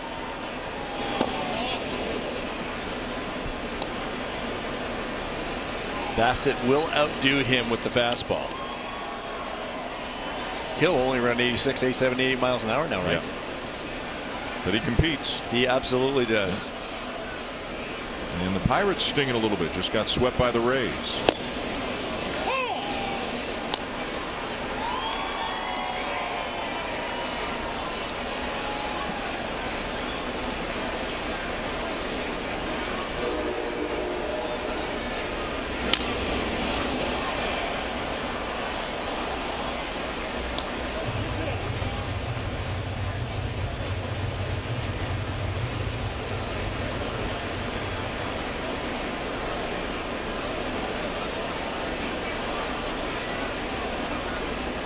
Two down the right field line, but foul. These are the at-bats Whit Merrifield gives you. And this is why I like to see Whit in the lineup every day, because we talk so much about these Red Sox at-bats we've been watching for 4 days. That's a Whit Merrifield type at-bat. He'll battle you. He may not win a batting title anymore, but off the mound, bounces to Kike Hernandez. And they got him. I don't know if it hit Bernardino or the mound, but whoever or whatever it hit, it worked out well. A good play by Hernandez, and the Blue Jays go 1-2-3. Well, hit the glove, deflected by Bernardino, barehanded by Hernandez. Still 8-4 Red Sox. And the Red Sox 8 and the Blue Jays 4 going to the bottom of the 6th inning. And on out of the bullpen is right-hander Eric Swanson. Eric Swanson pitched on Tuesday night. He gave up that home run to Connor Wong in the 8th inning that put the Red Sox up and won them that ball game 7-6. He's on to get the middle of the order. He's very good against righties and lefties, and he'll see a bunch of them after Turner. Turner 2 for 3 on the night. Single to center, single to right.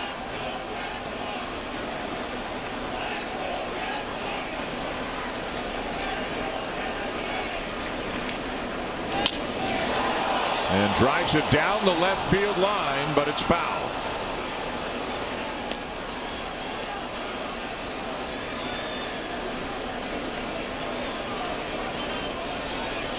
Whit Merrifield remains in the game at second base after pinch hitting for Cavan Biggio.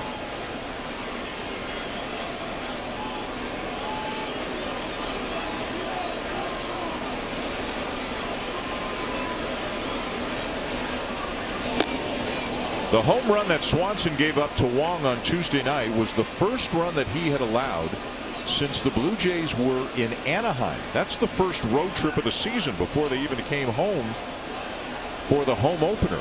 Swanson has only been scored upon in 3 of 15 appearances this year. To right center and room for Kiermaier, one down. And Kiermaier, you can see he's got some goggles on tonight, and he came up to me and he actually said, let me tell you what's going on here, just in case people wonder what's going on. So he wears contacts, and he said his eyes are just getting so dry. He went out and bought himself a pair of goggles today just to have over the contacts. The rain was falling in his eyes last night. The weather was a little iffy today, so we just wanted kind of another layer of protection tonight.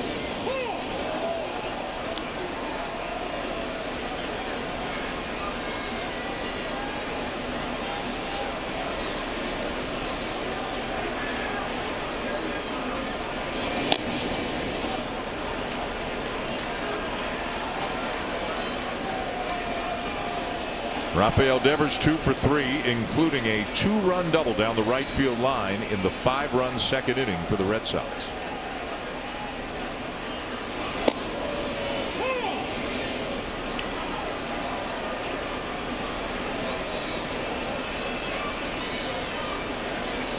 Year one of an 11-year, $331 million deal that he signed in the offseason to ostensibly stay with the Red Sox for his entire career.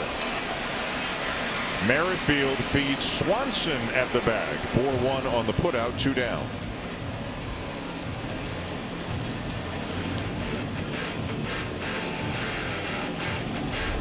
This is the Budweiser home of homers. Don't miss out on purchasing a specially marked case of Budweiser for your chance to win a stay. So Eric Swanson's gotten the first 2 outs here in the bottom of the 6th, and the batter was Jarren Duran, who just continues to rack up the hits. 2 for 3 tonight, up to 414 now in 17 games this year.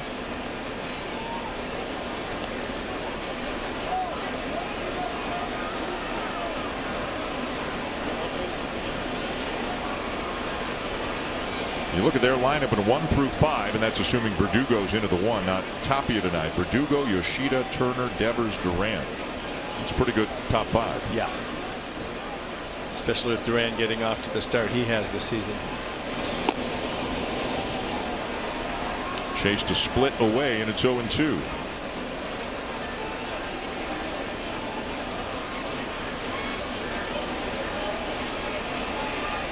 Swanson not overpowering the fastball, just average 94 miles per hour, but he's one of those guys that gets good spin on his pitch, gets good extension, and that 94 can probably feel like 96, 97 to the hitters, and then you couple that with that good splitter.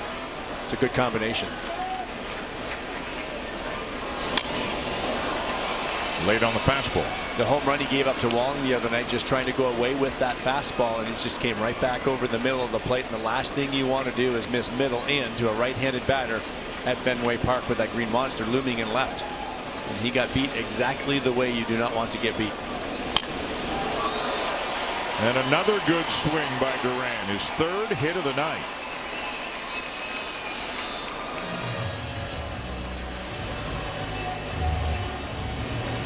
Very good off-speed hitter. Looked like it stayed right in the middle of the zone. This is a splitter, kind of middle in. That's not ideal for Swanson with 2 strikes. You want that going down a little bit more. Anytime a pitch stays up, it generally flattens out. You're not going to get the same action on the pitch. So here's Casas, 1 for 3, had a single back in the second. And there goes Duran. And it skips past the glove of Bichette into center. Another stolen base for Duran, and a throwing error will be charged to Danny Jansen, allowing him to come to third.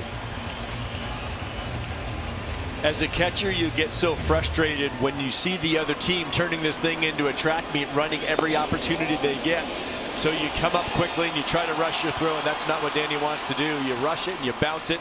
You can only do so much as a catcher. Peripherally, on the corner of your eye, you see that runner get a great jump. It's a natural reaction to rush your throw, but now you just give them another 90 feet. And Alex Cora is not messing around. Like, if he decides it's go time, it happens on the first pitch. Casas grounds one out to Merrifield, so no damage done as Duran is stranded at third. And through 6 at Fenway, it's the Red Sox 8 and the Blue Jays 4. Cool spot to call ball games. I think everybody who has been fortunate like we have to call ball games here, there, and everywhere looks at this place as one of the cool vantage points. We're up high, but there's always energy in the park. You got the Green Monster, you got the history. Unfortunately for the Blue Jays, you don't have a lot of good things happening here this week. But they've still got 9 outs to play with here tonight. Oh, they've got 8 outs to play with. Kike Hernandez robs Kevin Kiermaier. Wow. Off the bat of a left-handed hitter, that ball slicing in. From our vantage point, we were right behind that baseball. Looked like he was slicing into left center field. Kike made up a couple of steps very quickly, fully extended to make that catch. That's just what the Blue Jays needed. Kiermaier at the bottom of the order to get on base for the top. Try to continue to get back into this thing, but Kike says not right now.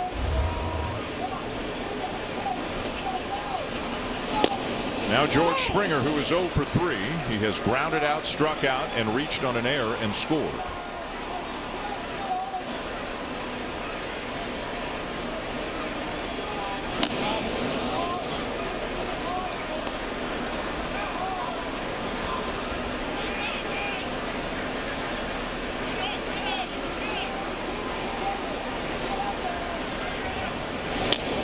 Takes it outside, 2-1.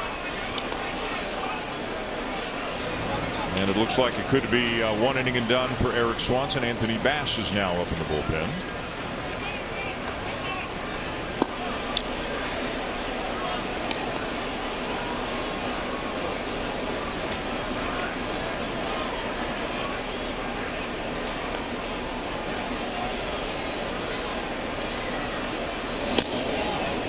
And that's ball 4, 1 out walk.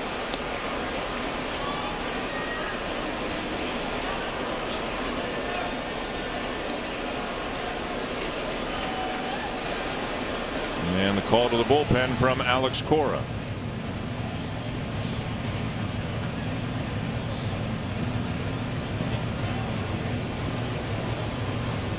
So out goes the lefty, and in comes a righty to deal with Bichette and Guerrero. We're making the percentage play here by bringing in a tough side-arming right-hander, John Schreiber, to face Bo Bichette and Vladimir Guerrero Jr. He faced the top 4 hitters in this Blue Jays lineup on Tuesday night and retired them on 7 pitches. Just Vladdy getting to him with a single to right field. Bichette 2 for 3 tonight, a double, a single. He has driven in a run and scored a run. A little different look too from the right side, a sidearm delivery. That fastball will be 92-93. Features a slider and a changeup as well. Looks like he's sinking it in there again. 0-2. You can tell by the catcher's setup when he sets up inside, because you don't normally throw a slider front door. You can, but you don't normally see a catcher set up that way. When he's setting up shop in there, it's going to be the heater coming in there again, this time elevated. Left it out over the plate, and Bichette, as he so often does, fouls off an 0-2 pitch to get another one. So Dan, as I'm talking right there, I'm telling you it's going to be elevated because of his target, and it was. That's way too early to set up as a catcher. You don't want to set up that early. An on-deck hitter could see that. You want to set up at the very last moment so nobody can relay signs to anyone. And strike 3 called to get Bichette.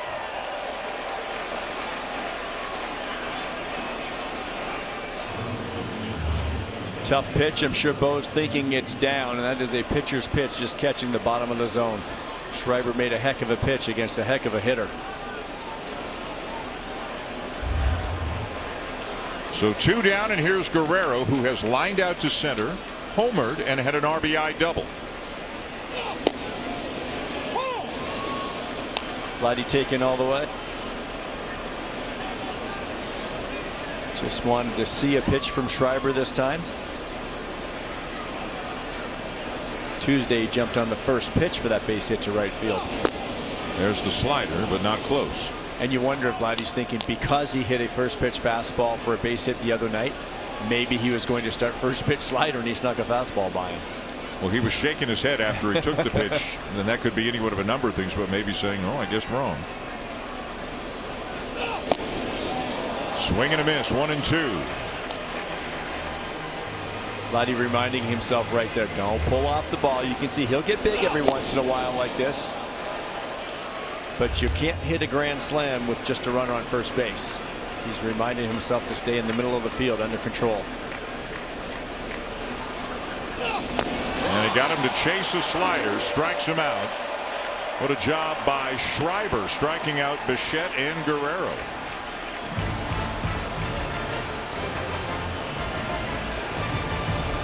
Blue Jays 4, Sox coming up in the bottom of the 7th, and Anthony Bass comes out of the bullpen.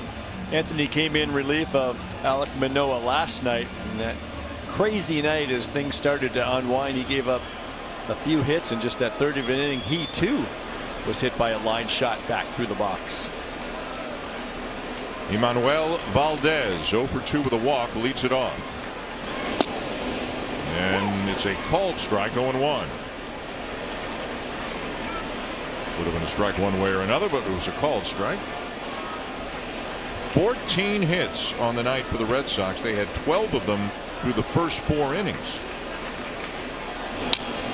And a drive to right. Springer back, and there, 1 down. Let's go to Hazel May. Dan John Schneider talked about Anthony Bass the other night, and he said it all comes down to execution when it comes to Bass. For example, the at-bat that Connor Wanger took, he tried to go with sinker away and ended up yanking it in. Schneider saying, I think that's been the overall theme when things don't go well when it comes to Bass. It really comes down to execution, guys. And again, thank you, Hazel. A proven guy, Joe. A guy, we've talked about it. He's pitched in high leverage. He's gotten big outs. He just kind of came out of the gate slowly this year, and he's never been able to make up the ground.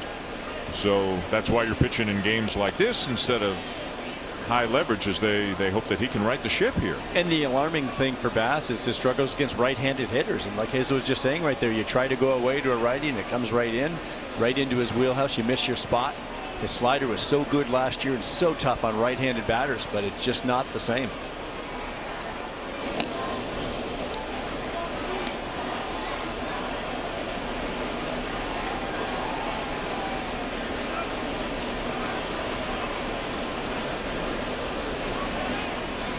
One and one, the count on Kike Hernandez, 0 for 3 on the night.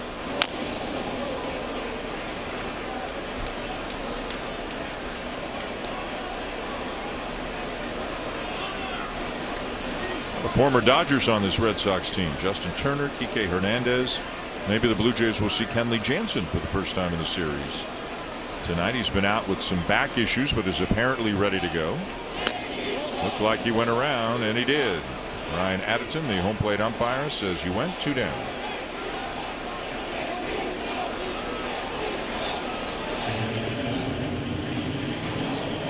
So now Reese McGuire, who is 2 for 3. A couple of base hits to raise his average to 346.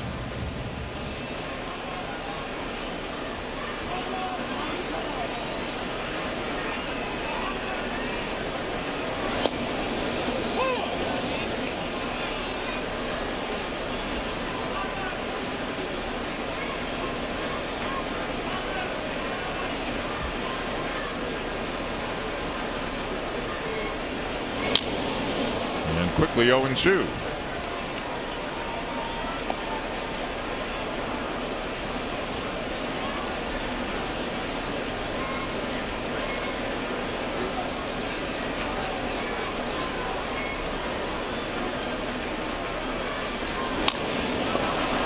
Right center field. Kiermaier's there in plenty of time, and Anthony Bass has a 1-2-3 bottom of the 7th.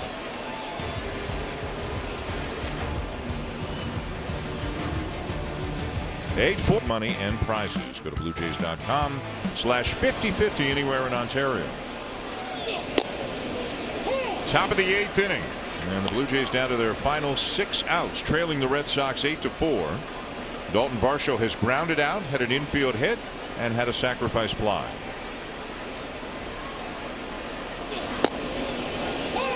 And in the hole, 0-2.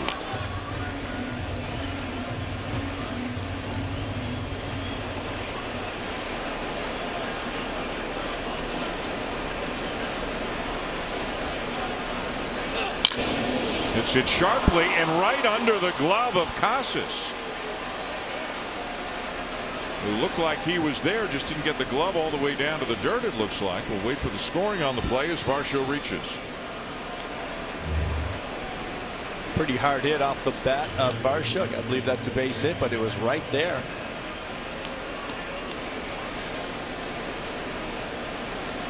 It's 109 miles an hour off the bat. We'll see if that impacts the official scorer's decision. See the little move he made with his glove, and I'm wondering if that doesn't delay you just a bit getting down there.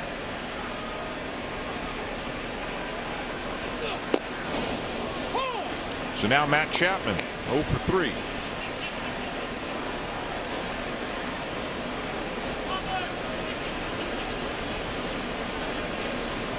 No scoring decision yet on the Varsho play as Chapman takes inside a ball and a strike.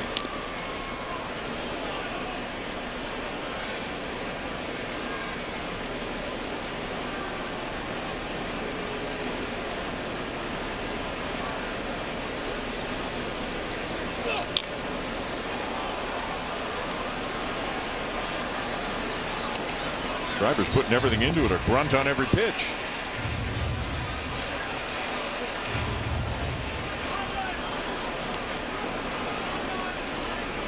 He's not an overpowering guy, but that arm angle has to be tough on righties. He gets Chapman, his 3rd strikeout.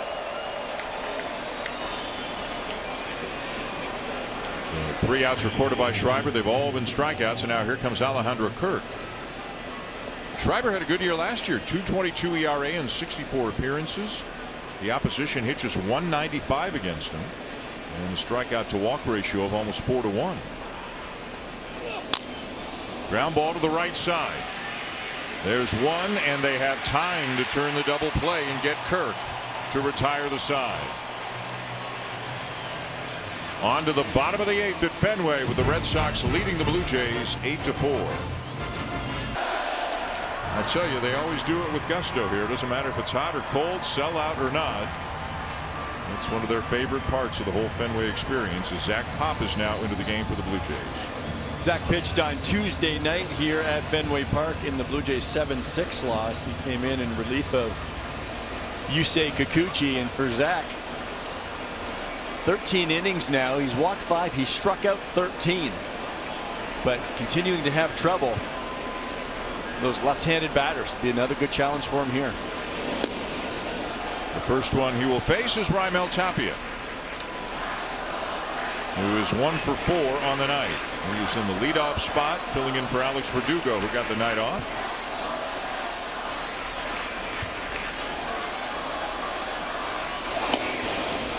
Jabbed at it, but he got the bat out of there in time, so it's 2-0.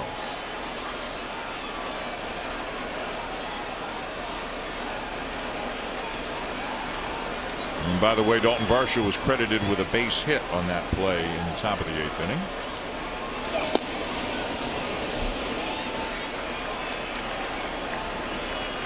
If there's such thing as a good miss, that's where Zach wants to be, down in the zone with that sinker.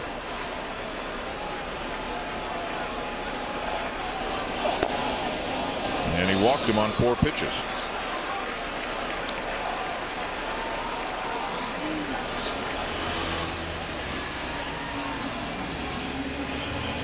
And remember how aggressive the Red Sox have been on the base paths tonight. And we'll see if Tapia is off and running on the first pitch.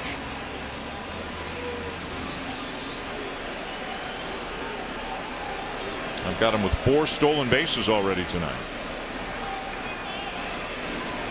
And there he goes.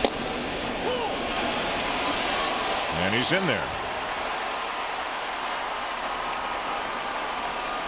So what's going to happen here as we continue to go through the season? I think it's Baltimore that's running like wild. The Blue Jays are going to have to do something to address this. You cannot let teams just take 90 feet at will. And this is up to the pitchers. We're going back several years, Dan, before the stolen base became a forgotten thing. But pitchers have to do a job of holding runners on. Pop has it, shovels it on to Guerrero as they get Yoshida, but to third comes Tapia. And it has nothing to do with the bigger bases or the limit on how many times you can throw over. When you come set, you have to come set, change up your holds, alter your delivery, so that maybe even abbreviate your leg kicks.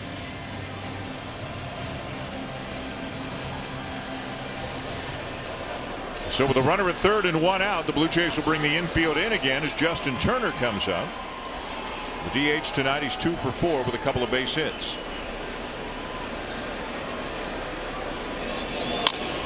Line drive left field, and it's off the wall on a bounce. Tapia will score on a long RBI single for Turner that makes it 9-4.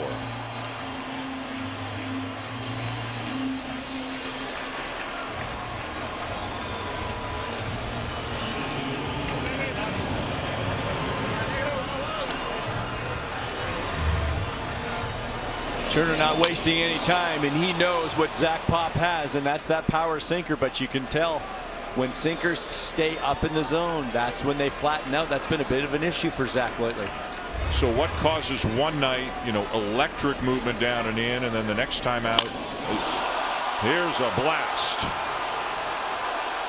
And Devers hits it out. And it's 11-4.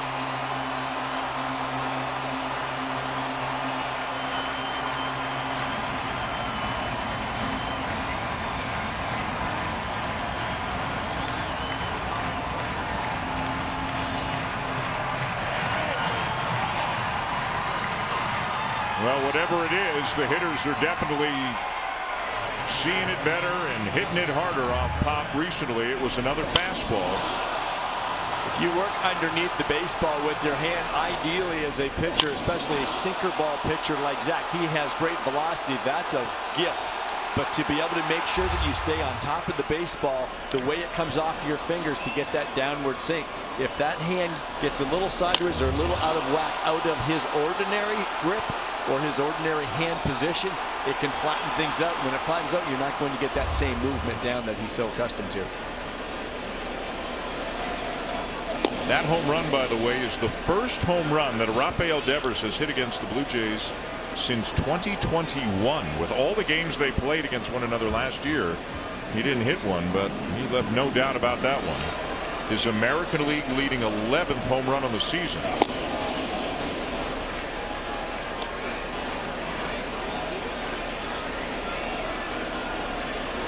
He is one shy of Max Muncy of the Dodgers for the major league lead in home runs now.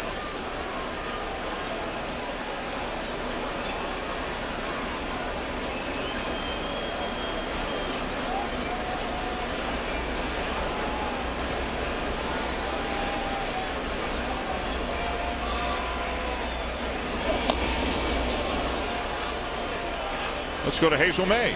Dan, just to add to that, that is career home run number 150 for Devers as well. That's what the Red Sox tell us. Back to you. All right, Hazel, thank you. And that number, boy, again, year one of an 11-year deal. He's going to have a lot of milestone home runs with the Red Sox.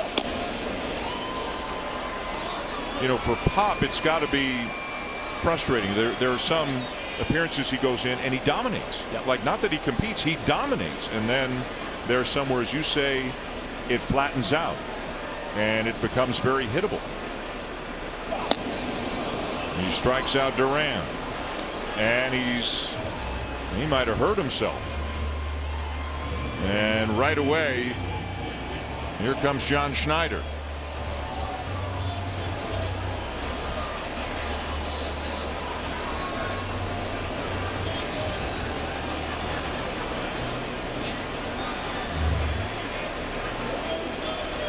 And as Drew McDonald from the training staff out to have a look, and he just kind of felt something, stepped awkwardly, and who knows what it could be.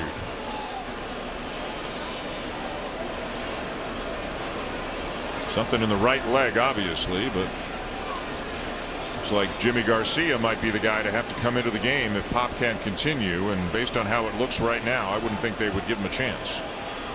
No, he's certainly favoring that leg. Yeah. Oh boy, he's going to need some help getting off the field.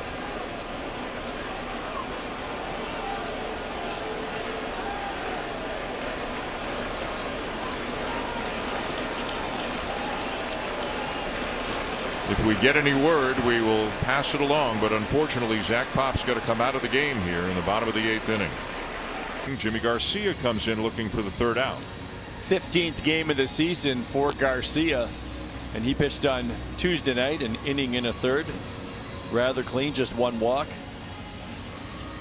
But he'll have to come in and try to finish this thing up. That's not what those guys wanted to do. You don't want to keep using arms, and this is where the Blue Jays certainly will be having to reevaluate things before they head into Pittsburgh tomorrow.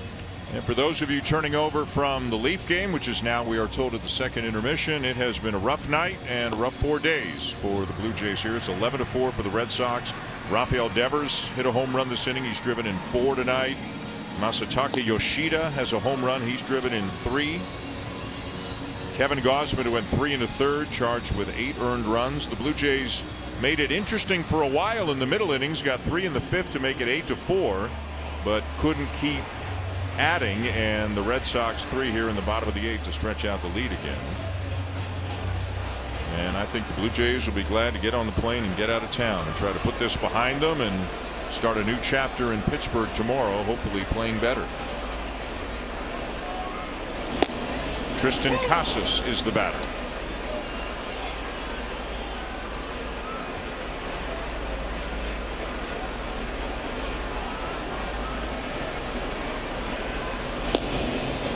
Oh, 0-2.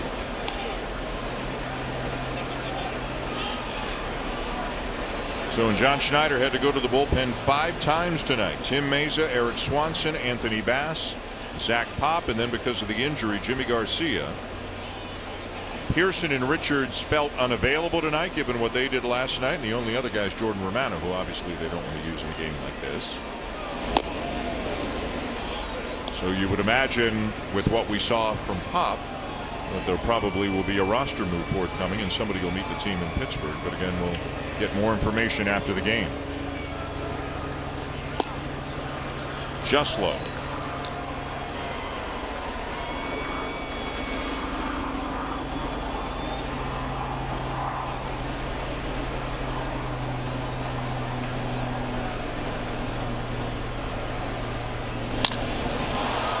And a high fly ball to left takes Varsho back towards the monster, and he makes the catch. So it's on to the 9th here in Boston. And he runs, and to be on the verge of losing all 4 games. It is amazing how fast things can change, and I think the manager talked about that today. John Schneider said, you know, we were cruising along, the rotation's going great, couple turns through, swinging the bats, the bullpen's doing their job, and then all of a sudden a 180. Now I will say part of that is this team we're watching here at Fenway Park. I did not expect this from the Boston Red Sox. This offense, this lineup up and down has just worn out Blue Jays pitching, but also they've pitched well enough and they've held the Blue Jays down enough. And tonight it was Brian Bale. 5 innings, 2 earned runs. Keep your team in the game. Bullpen do their job. And the bullpen's been doing their job the last few days. Pivetta goes 6 last night. Even Dan, you go back to Tuesday night, Tanner Houck went 6 innings. He gave up 6 runs, but Alex Cora brought him back out for the 6th because they needed work. They needed innings because his bullpen was depleted. So teams go through these stretches. I don't think you're ever as good as what we saw those couple times through the rotation with how good the Blue Jays were, but I also don't think they're as bad as this. And over 162, we're going to find out who these 2 teams are, but it's going to have to change really soon. The Blue Jays got a total of 18 innings out of their 4 starters in this series. So obviously not ideal, and then the bullpen not pitching as well as it did on the homestand when it was lights out until that last game against Seattle.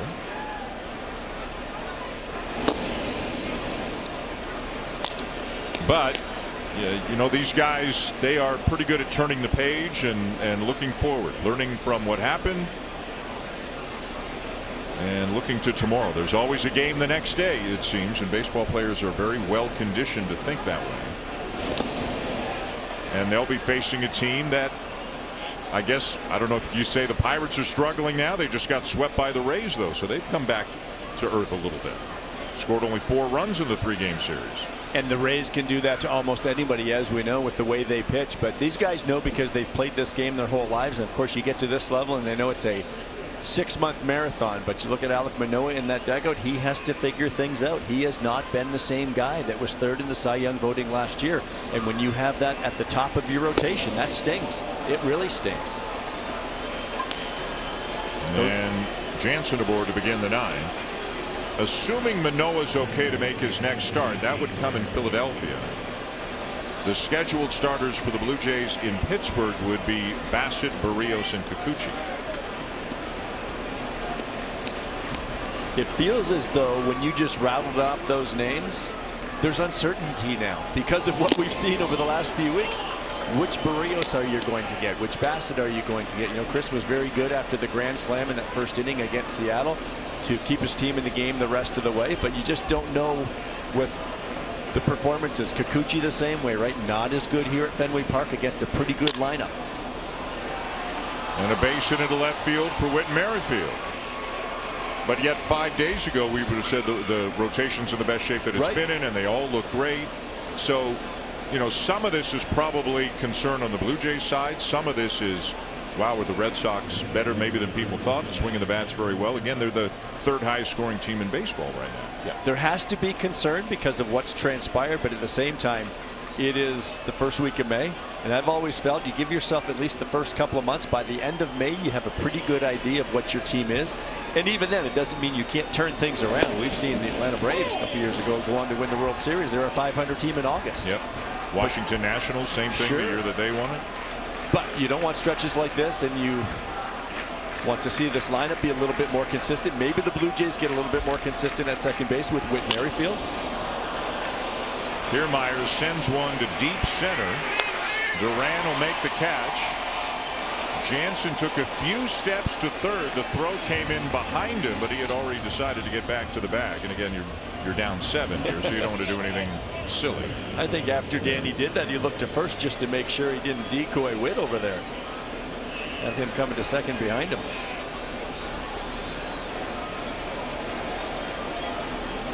So with a 1 out, it's George Springer 0 for 3 with a walk.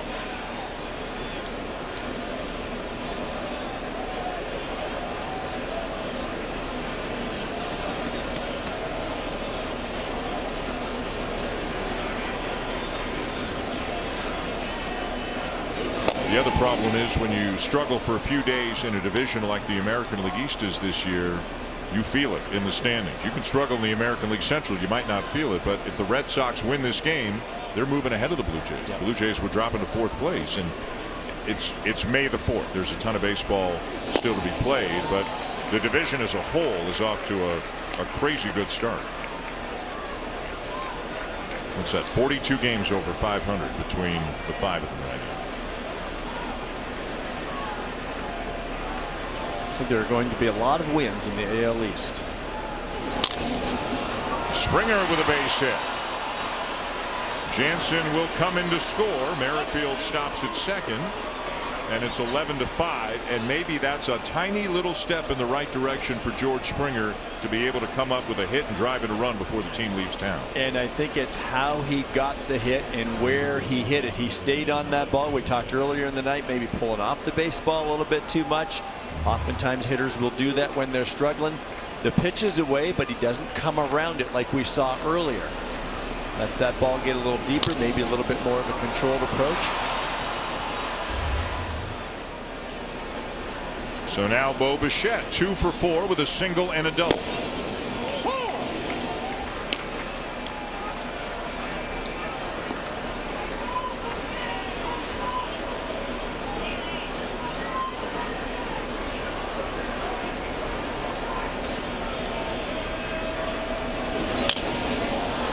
To right field, Tapia To his left will make the catch. And Merrifield will tag and easily come into third, but there are 2 outs as we check it again with Hazel. Dan, Alek Manoah said that he's going to be turning to the veteran leadership in that clubhouse to help them get out of this funk. He said, we're not going to let this dictate the rest of our season. We know the way we've played over these last few days. It is not who we are. And Schneider said teams will go through these funks, but he's totally confident they're going to get out of it because this team, he said, is that good. Dan. A lot of talent and a lot of veterans. You saw Chris Bassett in the foreground. He'll start tomorrow night. A Springer, a Chapman, a Merrifield, guys, a Kiermaier, guys who have been around. All teams go through it. Here's Vladdy, 2 for 4, a home run and a double.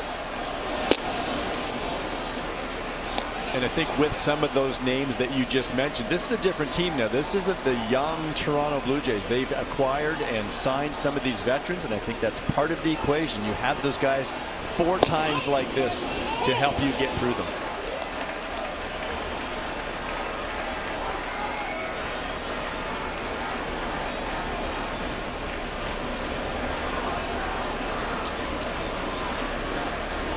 There goes Springer from first. And he will take second on defensive indifference. Red Sox obviously not concerned about him with a 6-run lead in the 9th inning.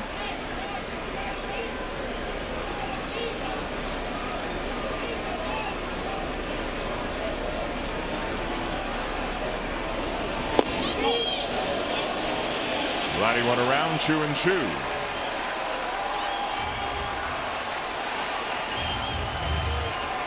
Tough to lay off that pitch from Brazier.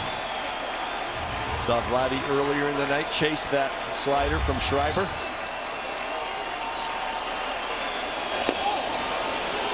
And it's strike 3 called, and that's the ball game. And that's the series. And that is a rough 4 days here in Boston for the Blue Jays. These are 4 days the Blue Jays are going to want to put behind them as fast as they can, and maybe later on this year the Blue Jays will be looking back at this series and hopefully not in this negative sort of way. They can't get out of town soon enough to take on the Pirates in Pittsburgh. And we will have it for you tomorrow night. Again, a bit of an early start. Blue Jays Central at 6.